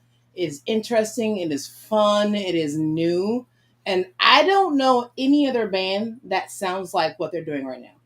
I can't even name a band that sounds like what they're doing right now. They're completely individual. It's different, and it's fun, and it's amazing. So check it. Same here. Especially in this town too. Like, there's not a lot of rock in this town, and yeah. Thank you, Tricky. I mean, like, we have a lot of fun. So I'm glad you guys have fun too. The heavy metal rock lover that I've always been. When I finally when I went to that show at Sheriff Charlie's, I was like, I didn't know what to expect going in. I really didn't have any idea. But when I was like ready to start a mosh pit. I mean,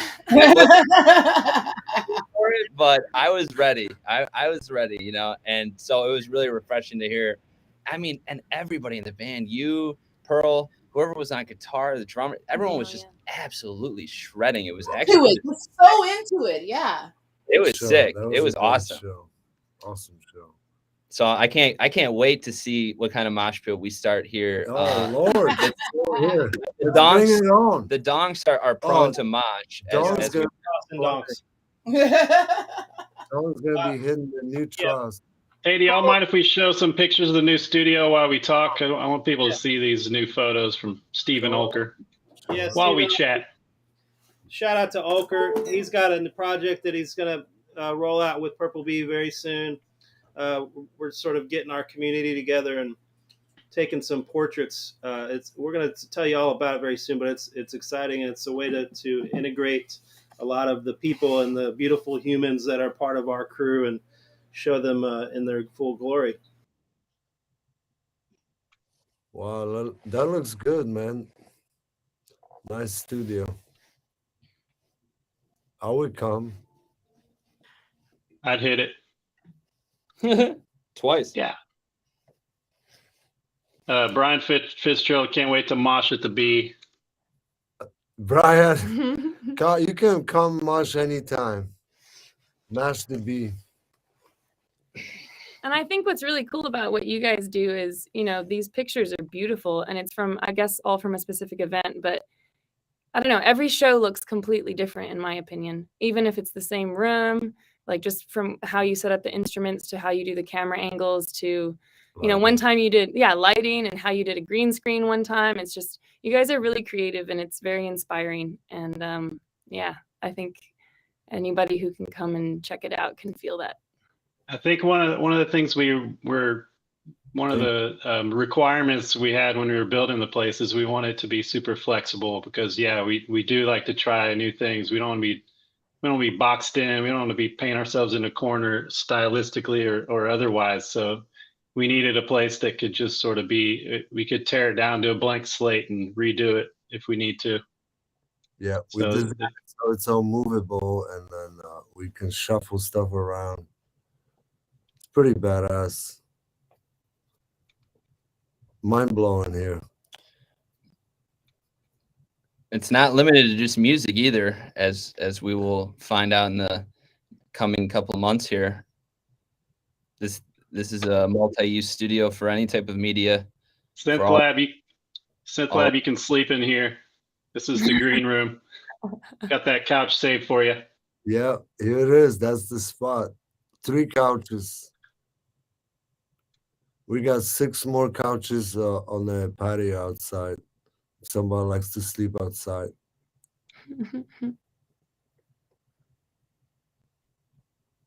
Oh yeah. Here's the lounge. That's where the artist is like chilling and waiting to go on, or watching the after show.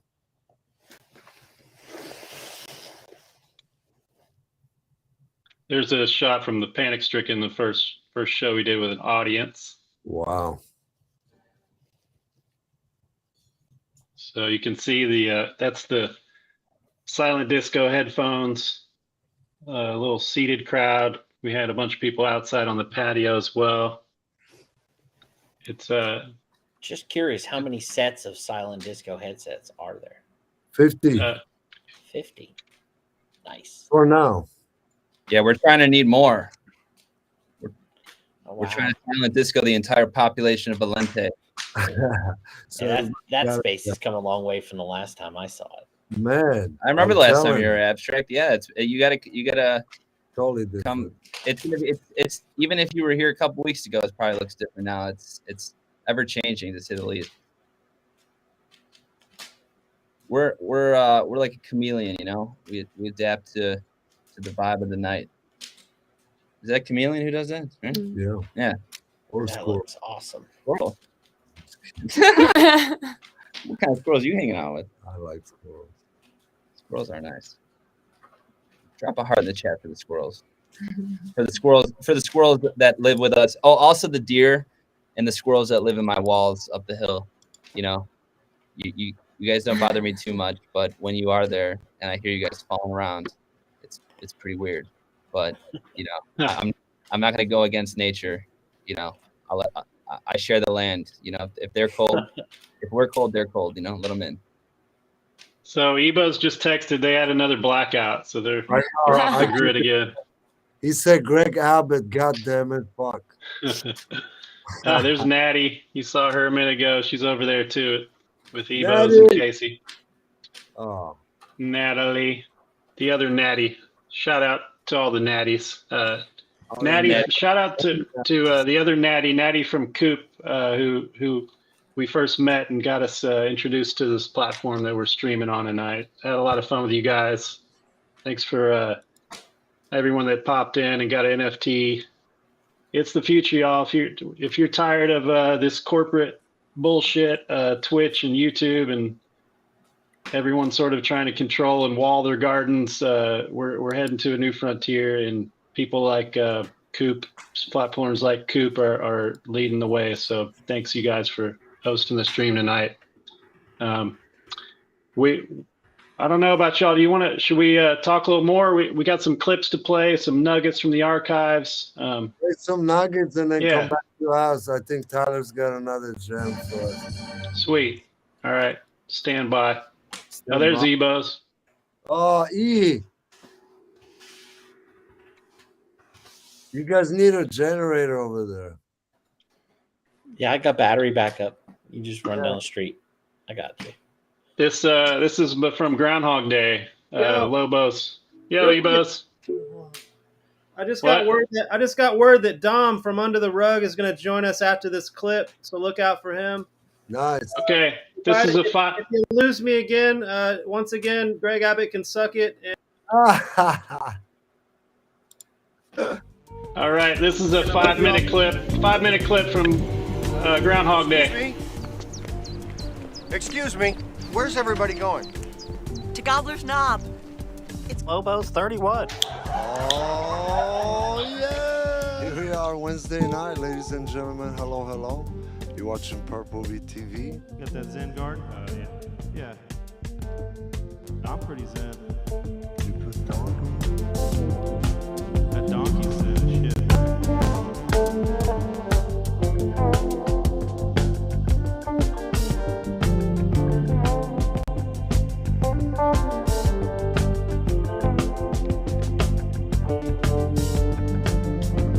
The central end is happening. The central end is happening. See your drip.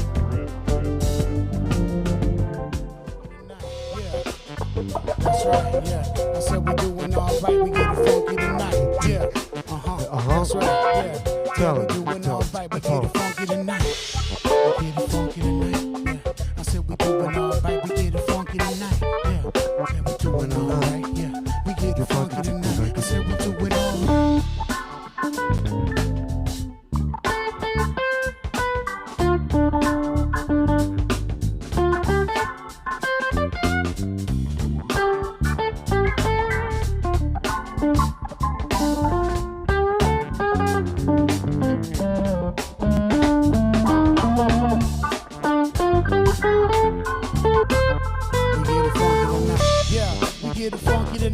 Damn right up in the B, yeah, we chillin' at the Hive. We going live every Wednesday night, just know how we do it, yeah. We do it right, we get it funky every time.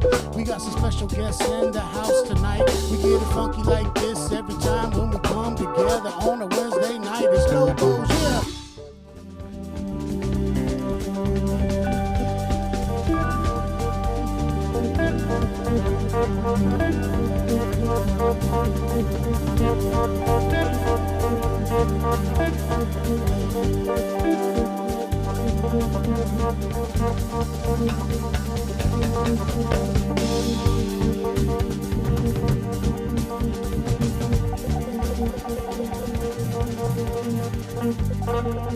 We're starting something new.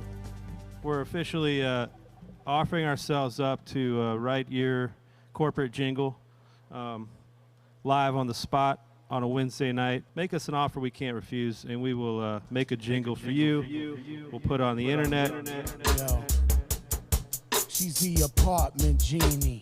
Vicky Jacobs, the apartment genie. She can find you a home. She's apartment genie. She's in the San Antonio. She's apartment genie. She can find you a home. Yeah, she been in the game for for over 18 years. Well respected by many of her peers, yeah. She won many awards, she goes hard. She could say she's an OG on the boulevard, yeah. She'll find you a home, she'll do it for free, yeah. She even offers movies for free. What?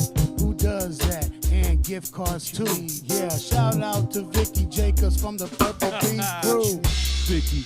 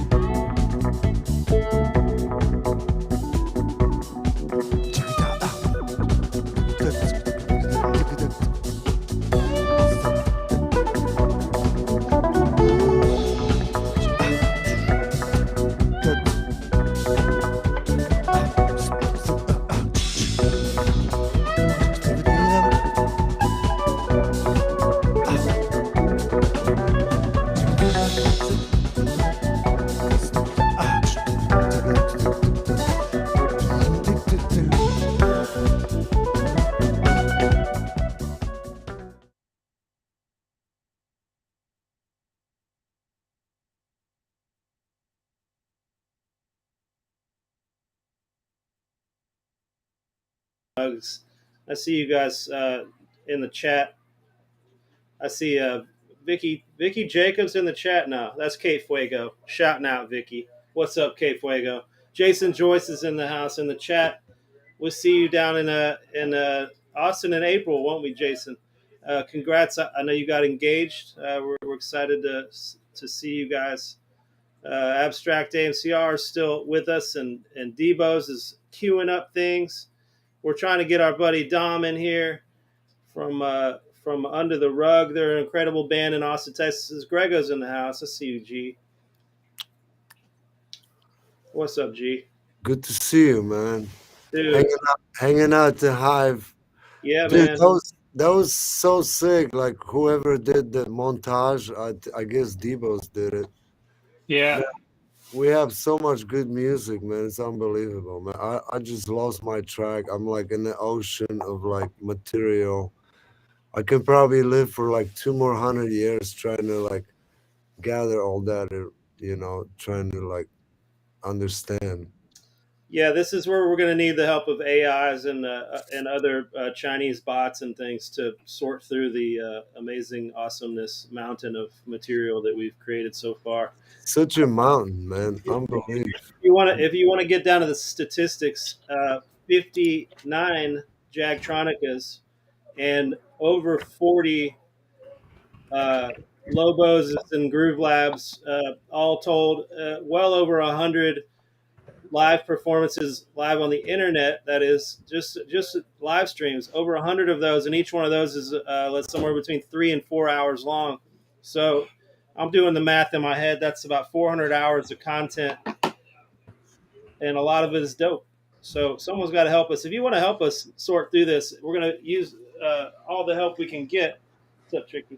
Yeah, sorry. And we're just going to need help. If you want to be part of our crew, we want you to be a part of our crew. So let's talk. We're going to use the help of Database. That's Jake's. Jake was in here earlier. That's his company to help us navigate through our mountain of archive materials. And we're going to start giving people incentives down the road to clip out things. So, if you want to get rewarded for finding the choice nugs and clipping them out and sharing them, that's going to be something that's very possible. And not only that, will be like incentivized so you could get paid to do that. It's a brave new world happening, and the power's in the hands of us, the creators and the creatives and the people who like to dream and are not stuck in the old ways and come with us. The gate is not kept here at Purple Bee. We keep that gate wide open. Amen. It's cracked open, I'd say. We open it's cracked open. We see you coming, we pop that thing open. We say, hurry up. There's some weirdos out here, but you guys come on in. Yeah, the vibe check guard at the gate is you can't get past the vibe check guard. Then unfortunately you're gonna have to make your way down to a different B because this hive ain't open. But we know, but we know, we thought you knew. You guys, can you guys whip out some kind of performance over there? You guys are a bunch of musicians in that house. Yeah, come on. Tricky's Johnson to sing. Come on. There's all kinds of after this messages. Yeah, yeah, right. Okay, hold on. I see Dom. Devos, you see Dom? Yeah, after Dom. I don't see him yet. We're still working on Dom. He's having some technical possibilities. And I know Tricky can pull. Tricky was playing a Harry Nilsson song earlier in the living room. Tricky, come on. Tricky. I want to hear some music from that. Tricky. Casey. Sounded good enough to play live. Yeah, of course. Somebody just throw down a 4/4 and sing I don't some play simple guitar disco very track. well, guys. Excuse us. Oh yeah, now we talking. Oh, okay. Hold on. Let me take this damn big ass sweatshirt off. Come on, man. It inhibited my playing. Ladies and gentlemen, Tricky Jones, otherwise known as Persephone Jones, is in the house tonight. She's wearing a hoodie. It's a giant hoodie. She can fit two people inside it at the very least. They are awesome. From her and Aaron inside the same hoodie at the same time. Seriously? She's got a hoodie under that hoodie. She's got hoodies on top of hoodies. I don't have a pick though. What's the You need a pick. It's the Tricky, what are you gonna play? I mean, if he's making me play, man, I was just messing around and playing this Harry Nilsson song, and I'm not a very good guitarist. I just play enough to sing songs that I like because I like songs and oh here we go. Oh yeah. No excuses. So what Devos, happens? help her out, back her up. Look, see what What's the happens for deal? me is I'm not a singer-songwriter. Like I like songs, and so then I'll learn them on guitar just so I can sing them. But I'm not ever trying to perform them live. So this Quit guy, qualifying it. Just man, sing I'm the not song. qualified. Yeah. Come on, let's do it. I Man, want to hear I it. don't ever play this for everybody. Oh my There's god. no one watching this. Oh. Yeah. What is it? Mm-hmm. What was I singing? That's it. Oh, it's called. Oh, hold on. It's Harry Nilsson. What was I singing? Was it the Moonbeams or what was it? No, it was the one. No, I'm high. Hold on. What is it? It's one. The other one. It's the one about the thing. I'm gonna song. Okay, I got it. Mm-hmm. The sun keeps shining to the pouring rain. How's it start? Okay. Everybody's talking. All right. Everybody's talking. Okay. That's the song. I'm Everybody's sorry. talking about Look, they sprung this on me. Yeah, yeah. Yeah, we did. Oh God, you've been put on the spot. We realize that. Still good. Everybody's talking at me. Can't hear what they're saying. Only the echoes of their eyes. People stop and stare. Don't see the faces. Only the shadows of their eyes. Go where the sun keeps shining through the pouring rain. Go where the weather suits my clothes. Thinking over the northeast winds, settling on summer breeze, skipping over the ocean like a storm.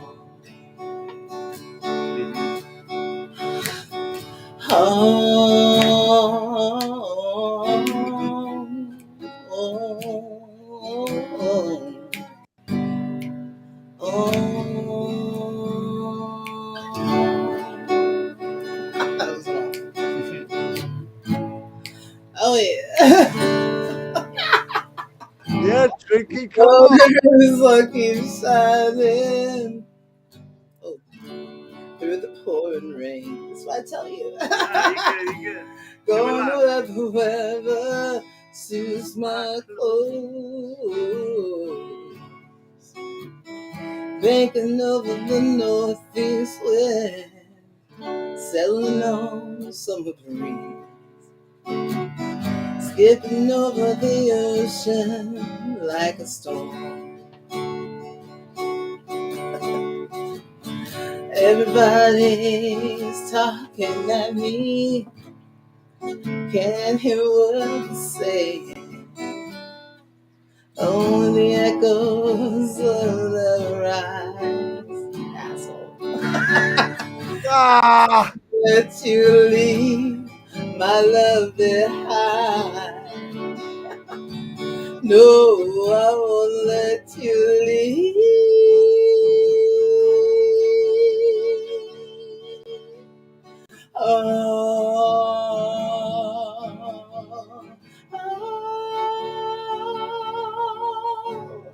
I won't let you leave my love behind.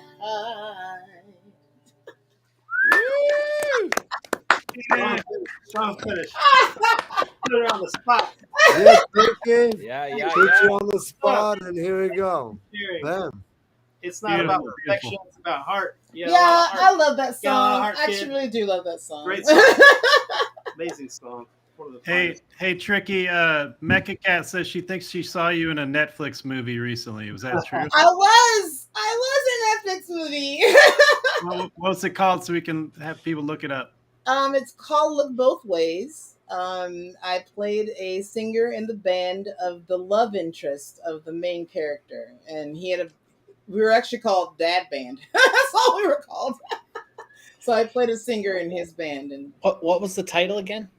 it's called Look Both Ways. Look actually. Both Ways. And the guy who played the drummer, I forget his name. His name's Danny something. He was super cool. He was like the sweetest guy ever.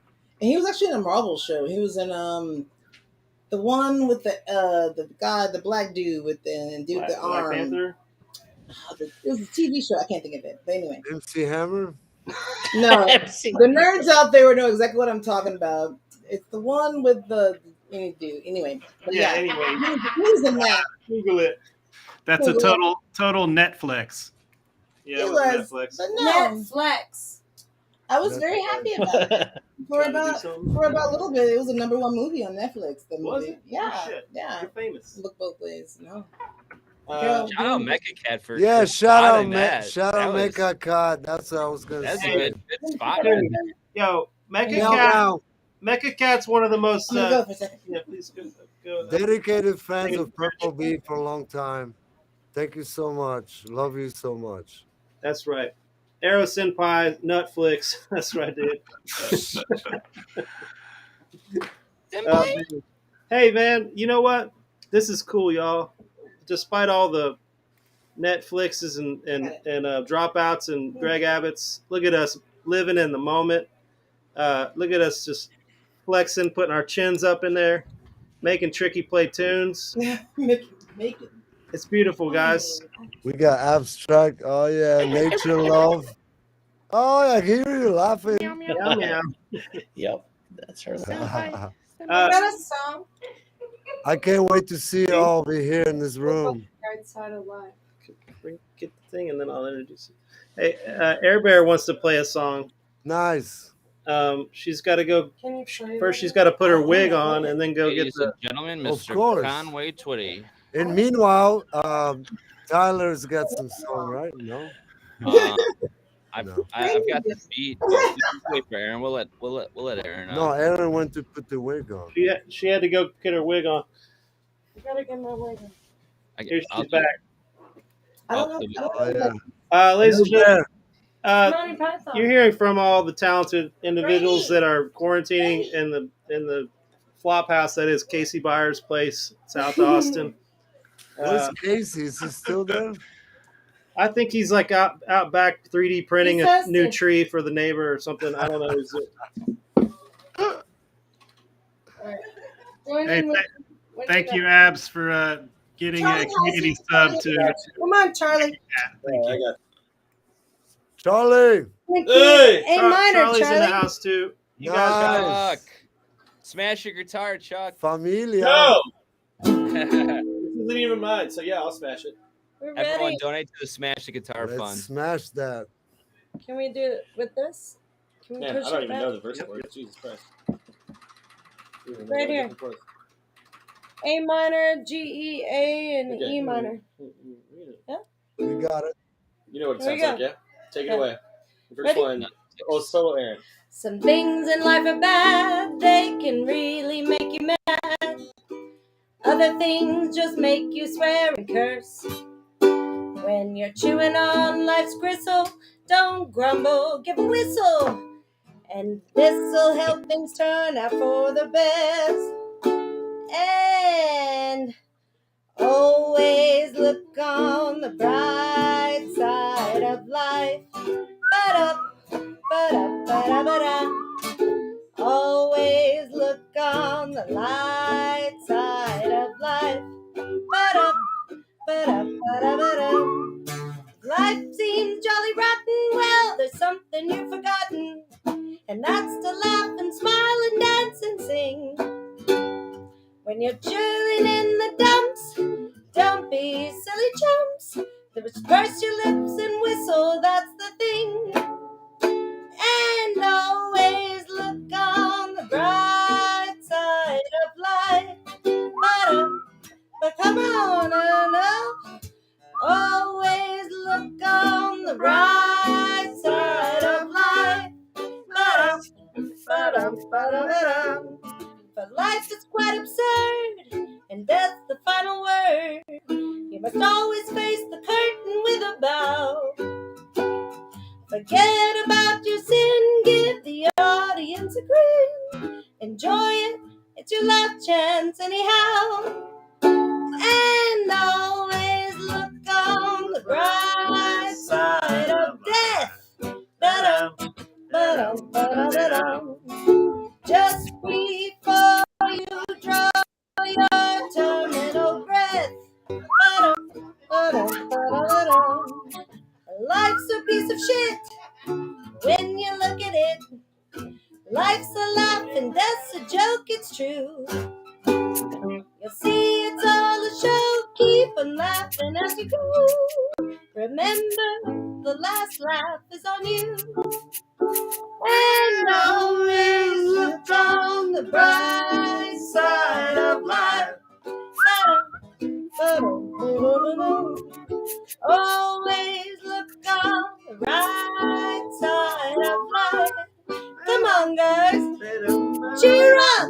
Key change. Always look on the right side of life. Always look on the bright side of life. Worst things happen at sea, you know.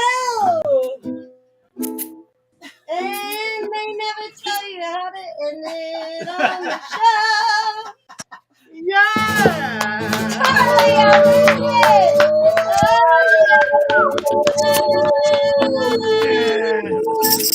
Very good. That was awesome. God damn it. Yeah. Amazing. Amazing. Thanks, Live music. Good job, Bear Bear. Thank you for the live music on Purple Bee, Hair Bear Stein, the one and only, Charlie Abusi. We just had Benny Fish pop in. I don't see the video. Yeah. Can you We hear can me? hear you.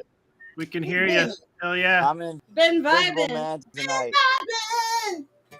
Aaron, What up, Ben Vibin? Very nice. What up? How's Vibing it in the going? submersibles. Oh yeah, vibe. Woo! What up? That was Dick? nice, How's it going? Aaron. Air Bear. Very nice. Yo, Ben Vibes. We got to talk about your show coming up on Purple Bee. Oh, yeah. It's gonna be amazing.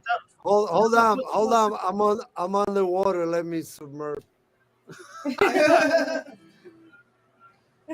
Yeah, come up for air and talk about it. Oh, Lord.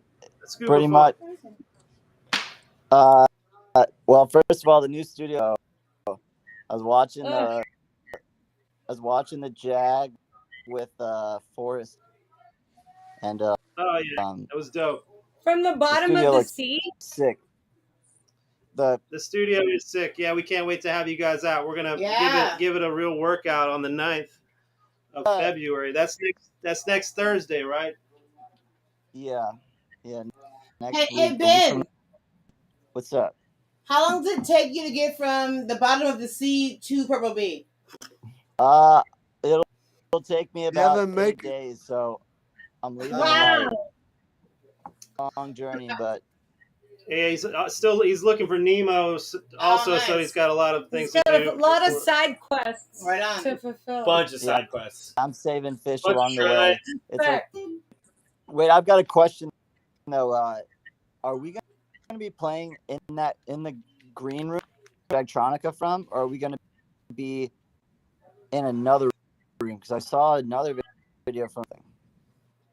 No, dude, there's a big live room. You're gonna be in the main live room, and it's and there's like a big patio that looks into the live room from outside, and then there's 2 control rooms that look into the live room from the other side. But he's asking the room that we had the green screen. It's the same room. It's the same room. Just take the screen down.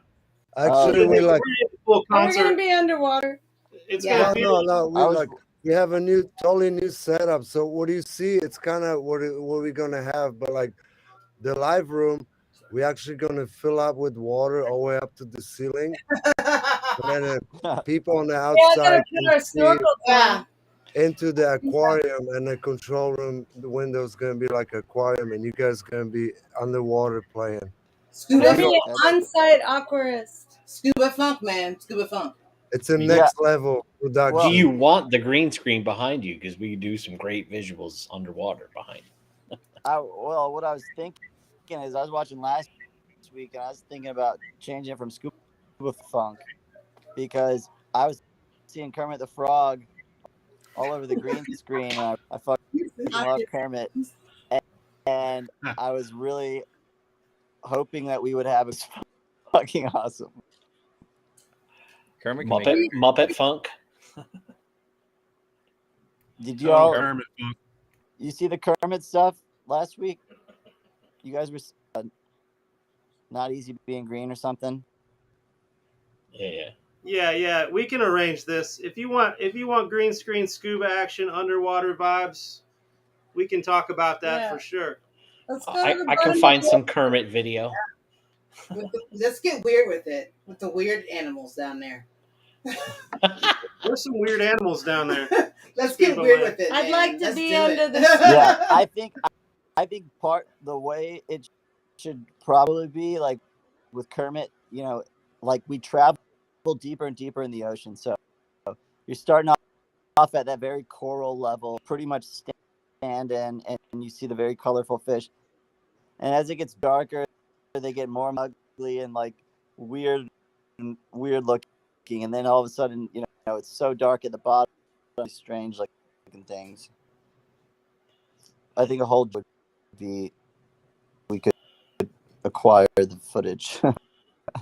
I have some visual footage that speaks to a lot of what you're saying. For sure. Minus the Kermit piece, but I've got just weird octopusy looking monsters under the water and beyond the reach of light of the sun. The animals create their own source of bioluminescence. Exactly. I've got bioluminescence ones. You are a bioluminescent man. Your bioluminescence is showing right now. Yeah, that's very interesting. Like, I guess we got the set. At some point, we're very deep in the ocean, and we hit him with one of those darker. Wow, I guess it's just dark from here on out. And then the bioluminescent creatures, not always dark at the bottom. And then we hit him with some really vibey shit, and then we just kind of journey back up. Yeah. Wow. Doable. I love it. Do some stuff. I love it. I just got word that Volente headquarters just had a power outage, so those guys might have bailed out. But we're still here. We're hitting this piecemeal. Like it's great. We're decentralized tonight because they can't knock us all out at once. Wait, where are you guys at right now? This big room with all the people in it is in South Austin, and we're over at Casey Byers' house. Is Erin? She lives here too. Nice. Air Bear, Oh yeah, Tricky's I've seen here, Charlie's here. Our boy Yeah, Grady Ray's in the house. Natalie and Chapin are here. They're about to go to Jam Cruise. Nice. I'm in Buda. Oh, wow. And I gave we a live bunch of stickers to send on Jam Cruise, so we'll have some representation out there. Nice. Me and Tara live in Buda, right by a hospital, so there's no way they're allowed to take our power out. We've got some sort of nice, stable situation, knock on wood. Nice. Yeah. I'm in South Austin. I haven't lost power all day, so I'm right down the street from Casey, and I've had power. Right, somebody said Grady. Oh Lord, yeah, you want to play one more time? You want to play another? Can we have Grady play one more song? Oh yeah. Hey Ben, thanks so much, man. We can't wait to see you next week. Sure, it's gonna be great. It's gonna be great. I'll be there. I'll gather up some video for the undersea stuff, man. Oh, Perfect. All right, I'll see y'all. Peace out. Peace. See ya. Ladies and gentlemen, Graydon Ray is here to sell you a new vehicle. He's going to put you onto a GMC Ford or Chrysler. 0% APR financing on a brand new Silverado. That's right. Come on down to Grady Ray Chevrolet just off Route 9. If I can't put you in the Chevrolet, Cadillac, or GMC, your dreams, I'll eat a bug. He'll eat a bug. Man, you nailed that. Big one. You just own that so well. Hey, it's right next to Bimmer Jr.'s barbecue. If I can't make it the best brisket you ever eat, then I'll eat a bug. A different bug. A different bug. What's this song called? Is this called Eat a Bug? This song, let's see. What am I going to do now? Let's do, this song's called Valley. Okay. There's bugs in valleys. Nice. There's bugs on mountains. There's bugs everywhere. That's right. I reckon bugs, you can get them anywhere, so it's a fair deal. Come on some now. bugs in the power grid right now. Get a Silverado and travel through this valley. Ready? Oh. Yeah. Let's go. I get out of this valley. First thing I'm gonna do, get a little high, move on by all the reasons I'm feeling blue. And I get on top of that mountain. Next thing you're gonna see is a big old spot you ain't seen in a while. It's some happiness inside of me. I can't make it.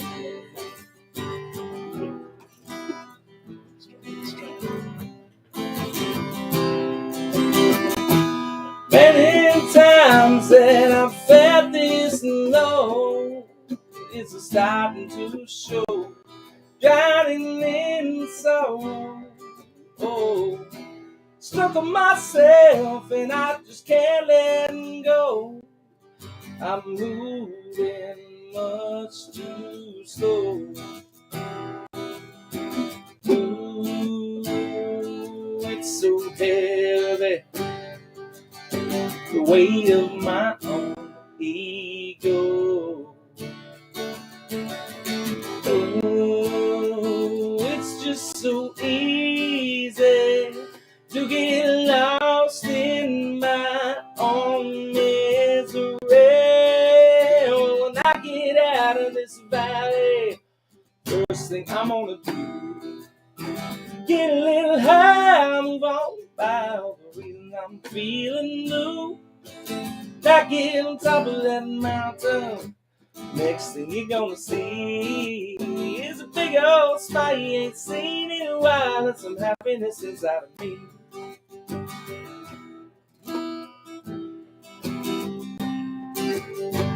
Eat a bug, and I'll eat a bug. Many times I made a fool out of me, eating bugs. It's apparently quite a sight to see. Just keep thinking about what I ought to be, like some untold prophecy. Ooh, it's so heavy, the weight of my own ego. Ooh, it's just so easy to get lost in my own misery. When I get out of this valley, first thing I'm gonna do, get a little high about the reasons I'm feeling blue. And I get on top of that mountain, next thing you're gonna see is a big old smile you ain't seen in a while. There's some happiness inside of me. There's a light on the horizon. Well, it's beaming, showing me the way. When that sun starts rising, well, I think today might be the day. And I open up my heart and say, oh, everything's gonna be okay. I get out of this valley, first thing I'm gonna do, get a little high on by the reason I'm feeling blue. Now get on top of that mountain, next thing you're gonna see is a big old smile you ain't seen in a while, and some happiness inside of me. There's a big old smile you ain't seen in a while, and some happiness inside of me. That's a great song. Man. Good one. Nice job. Beautiful, beautiful. Thanks, Purple Bee World. Ladies and gentlemen, not Ronnie Van Zant. Jaden Ray. Some people call me the bastard Bozart sometimes. Brozart. We're all Brozarts. We're all Brozarts tonight. Brozarts. Wow. Yes, sir. What's that song called? That song's called Valley. Dig it. Oh yeah, coming to a recording live stream. I like how Aaron knew all the words all of a sudden. And honestly, she felt the vibe just like within her soul, and she just went with it. And Air Bear, that was really cool how you went for that big harmony at the end, and like you made it work. It was beautiful. I saw what he was doing, and I felt it, and you know what? That's my joy. And We're all driving home in new vehicles tonight. brand new Silverado's right off the lot. That's right. 0% APR financing. None of our crap. If you didn't get it from Grady, you probably paid too much. Passing the savings on to you. Well, if you could sell a truck as well as you sell a song, I'd say you're doing all right. Awesome. Hey, brother, if the songs don't work out, at least I got a feature in the car sales business. You know?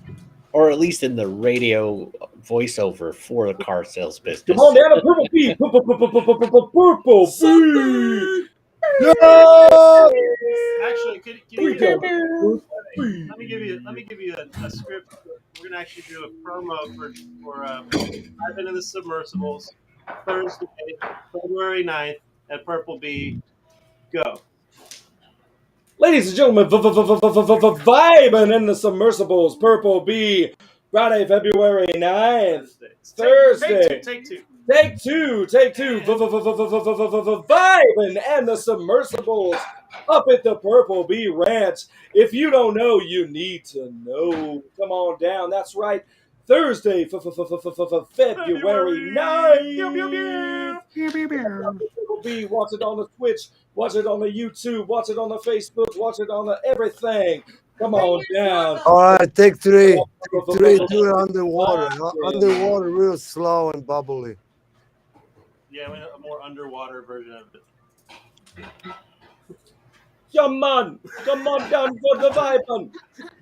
It's happening at the Purple Bee Thursday night, man, February 9th. Under the sea. Right near the beach. Bye. Yes, shrimp, white wine, Chet Hanks.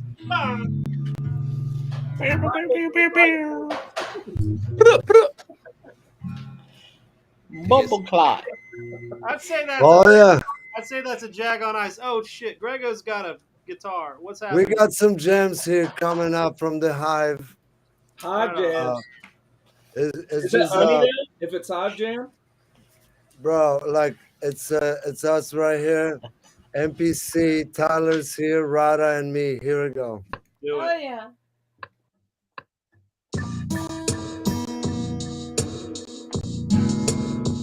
Yeah, it's Jag on Ice. Yeah, it's Jag on Ice. And it sounded nice. Yo.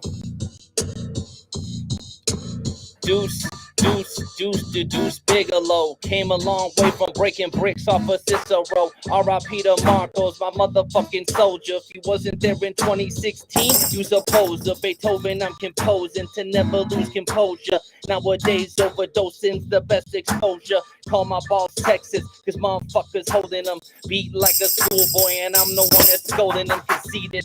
Criminal cases, I'm undefeated. Me and Morgan Freeman eating 3 courses at the 4 Seasons.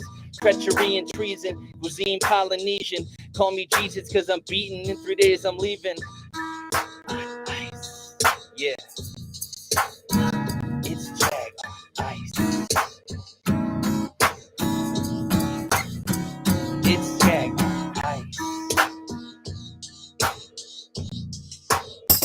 It's Jag on Ice. Should I give him another one? Another one? Yeah. Yo, hey, yo, pussy Afghanistan, my dick just got deployed. Sexual thoughts about your mother, call me Sigmund Freud. No, I'm not German, but my last name is Deutsch, and I feel like you picked up the way I'm swimming in this coin. Eat the pussy up like some pork tenderloin. Your raps are cornier than the majority of Des Moines. Looking for your girl, well, she's probably on my groin. And I tried to start a cult, but nobody ever joined. Go hunting in the zoo after sniffing glue. Dan's got my eyes lower than my own IQ. Murder you in the living room like we playing Clue. Ran off on the plug back to Kalamazoo. You don't wanna fuck with Spudley. Make you really, really messy. Turn you to Reese's Pieces. Trench coat, mop shit. Keanu Reeves.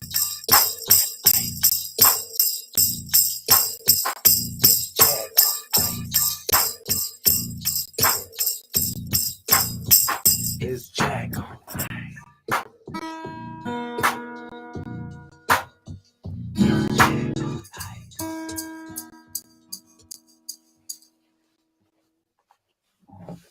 Oh Lord! Oh, Lord. The closing jam. Wow, Hell yeah. that's good, man. Grego, where'd you learn to play the flute like that? Yeah, I'm sorry about that. Didn't learn it yet, but I'm about to. I wanted to learn. Oh, Dada. Dada's in the house. All right, hey, Ebos. Yeah. Yeah. What's up? We just passed the 2 hour and 30-minute mark. So I don't know how you want to wrap up here. I think I want to wrap up with this Trouble in the Streets clip.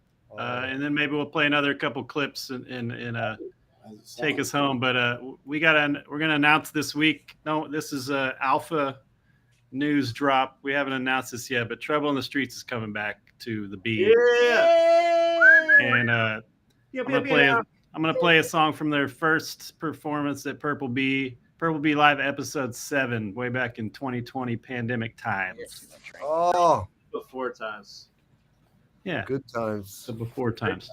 BC Before Corona. BC. Muted?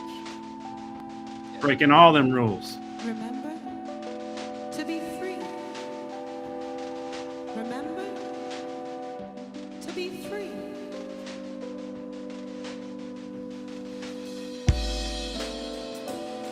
Dream. Dream.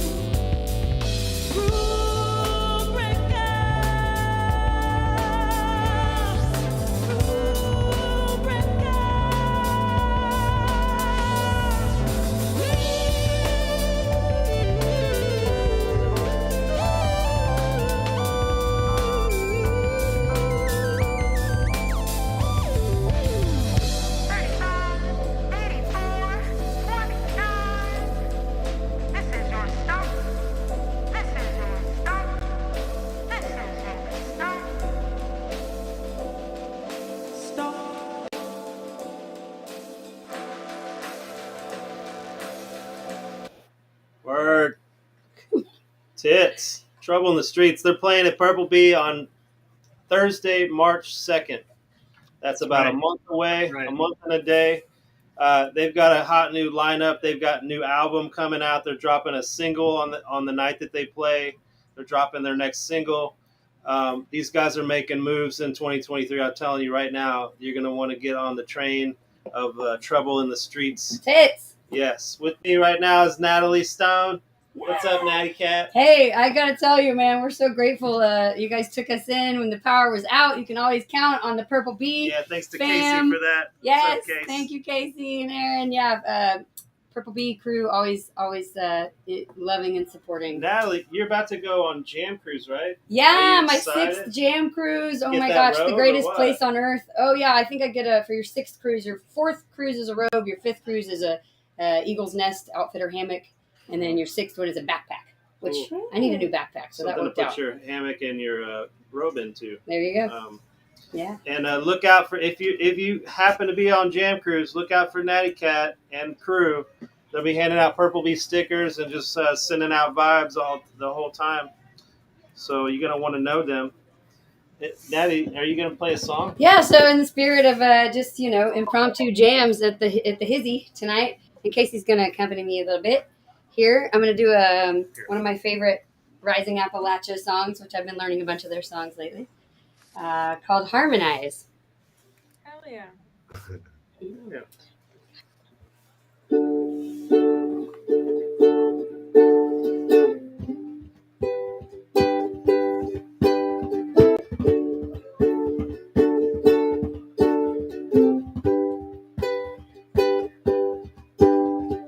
Tell me what makes you weary.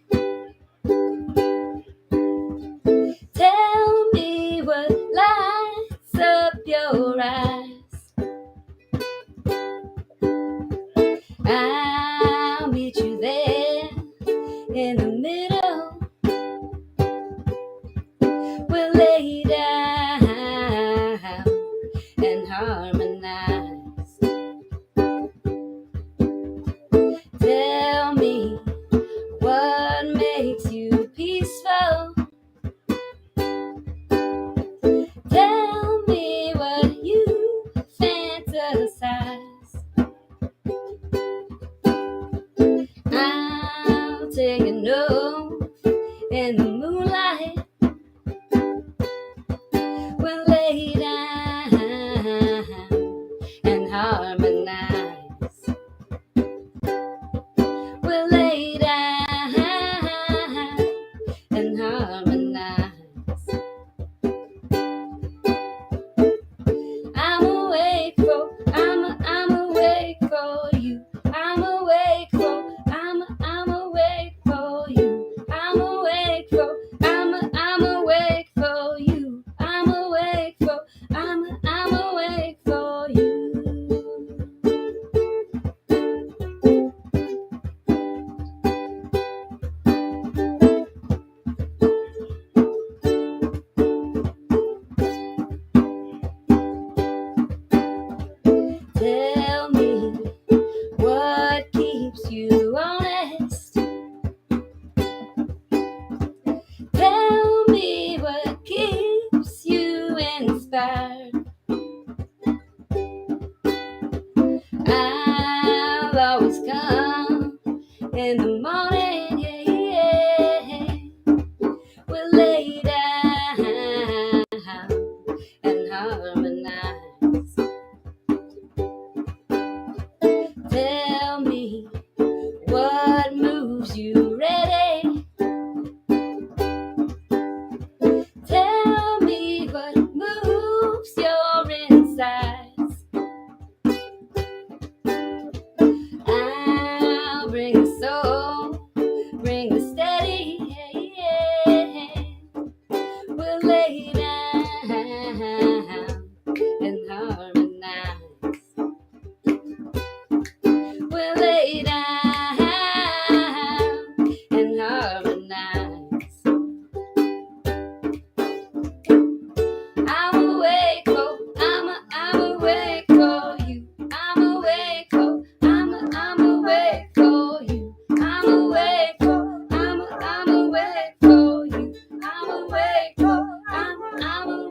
for you.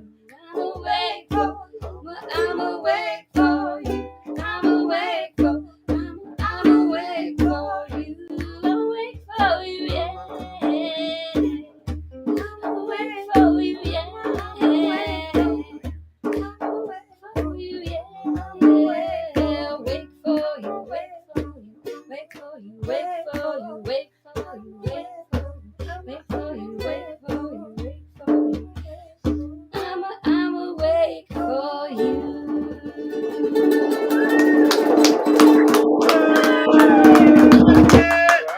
Nice. Thanks, Ebus. That's Natty Love you Cat, guys. y'all.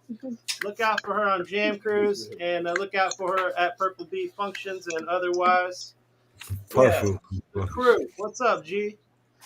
He's unmuted. You're good. You're on, G. I'm unmuted. Yeah, Oh, I yeah. hear you now. I thought you knew. Very nice. Very nice. Natalie, that was very nice. Merci. We've been enjoying this warm sounds. So warm. Thank you for the inspiration. I love you all so much. Hey, you've been with us for years. I remember you like Oh, always kind of like in the shadows, and then Like 20 years. Yeah, I'm coming out. She wants the world to know. helping us out behind the scenes. The real Purple Bee crew, right there. The real Big power, That's do. right, that's OG Purple Bee crew. All right, so check it out. Check this out. Check this out. We're gonna have Debos play an abstract recommended a track that's gonna play us out tonight. I think, right, Debos? Nice. What's the deal, Debos? G.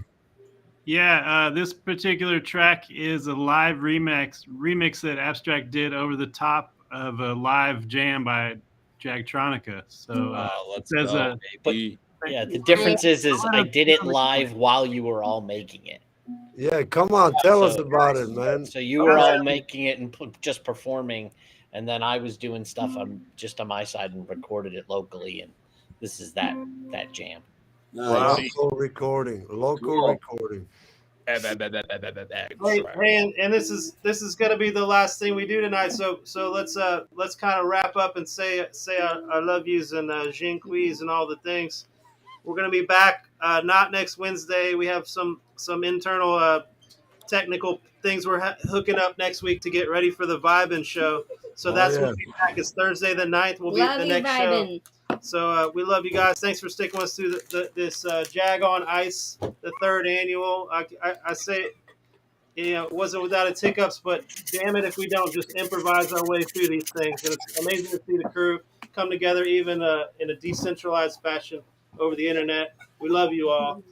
Look at everybody here. Love y'all. That's right. Thank you, Abstract. Thanks for everyone that popped in. Amos, Jake, Dan. That's dangerous. Honorable mention to Dom at Under the Rug. He tried really hard to get in here, and the shit failed him. Get And him they next got a time. show this weekend. It's the effort. You see their record release this weekend. It's in Deer's warehouse. Sweet. All right, here goes the clip.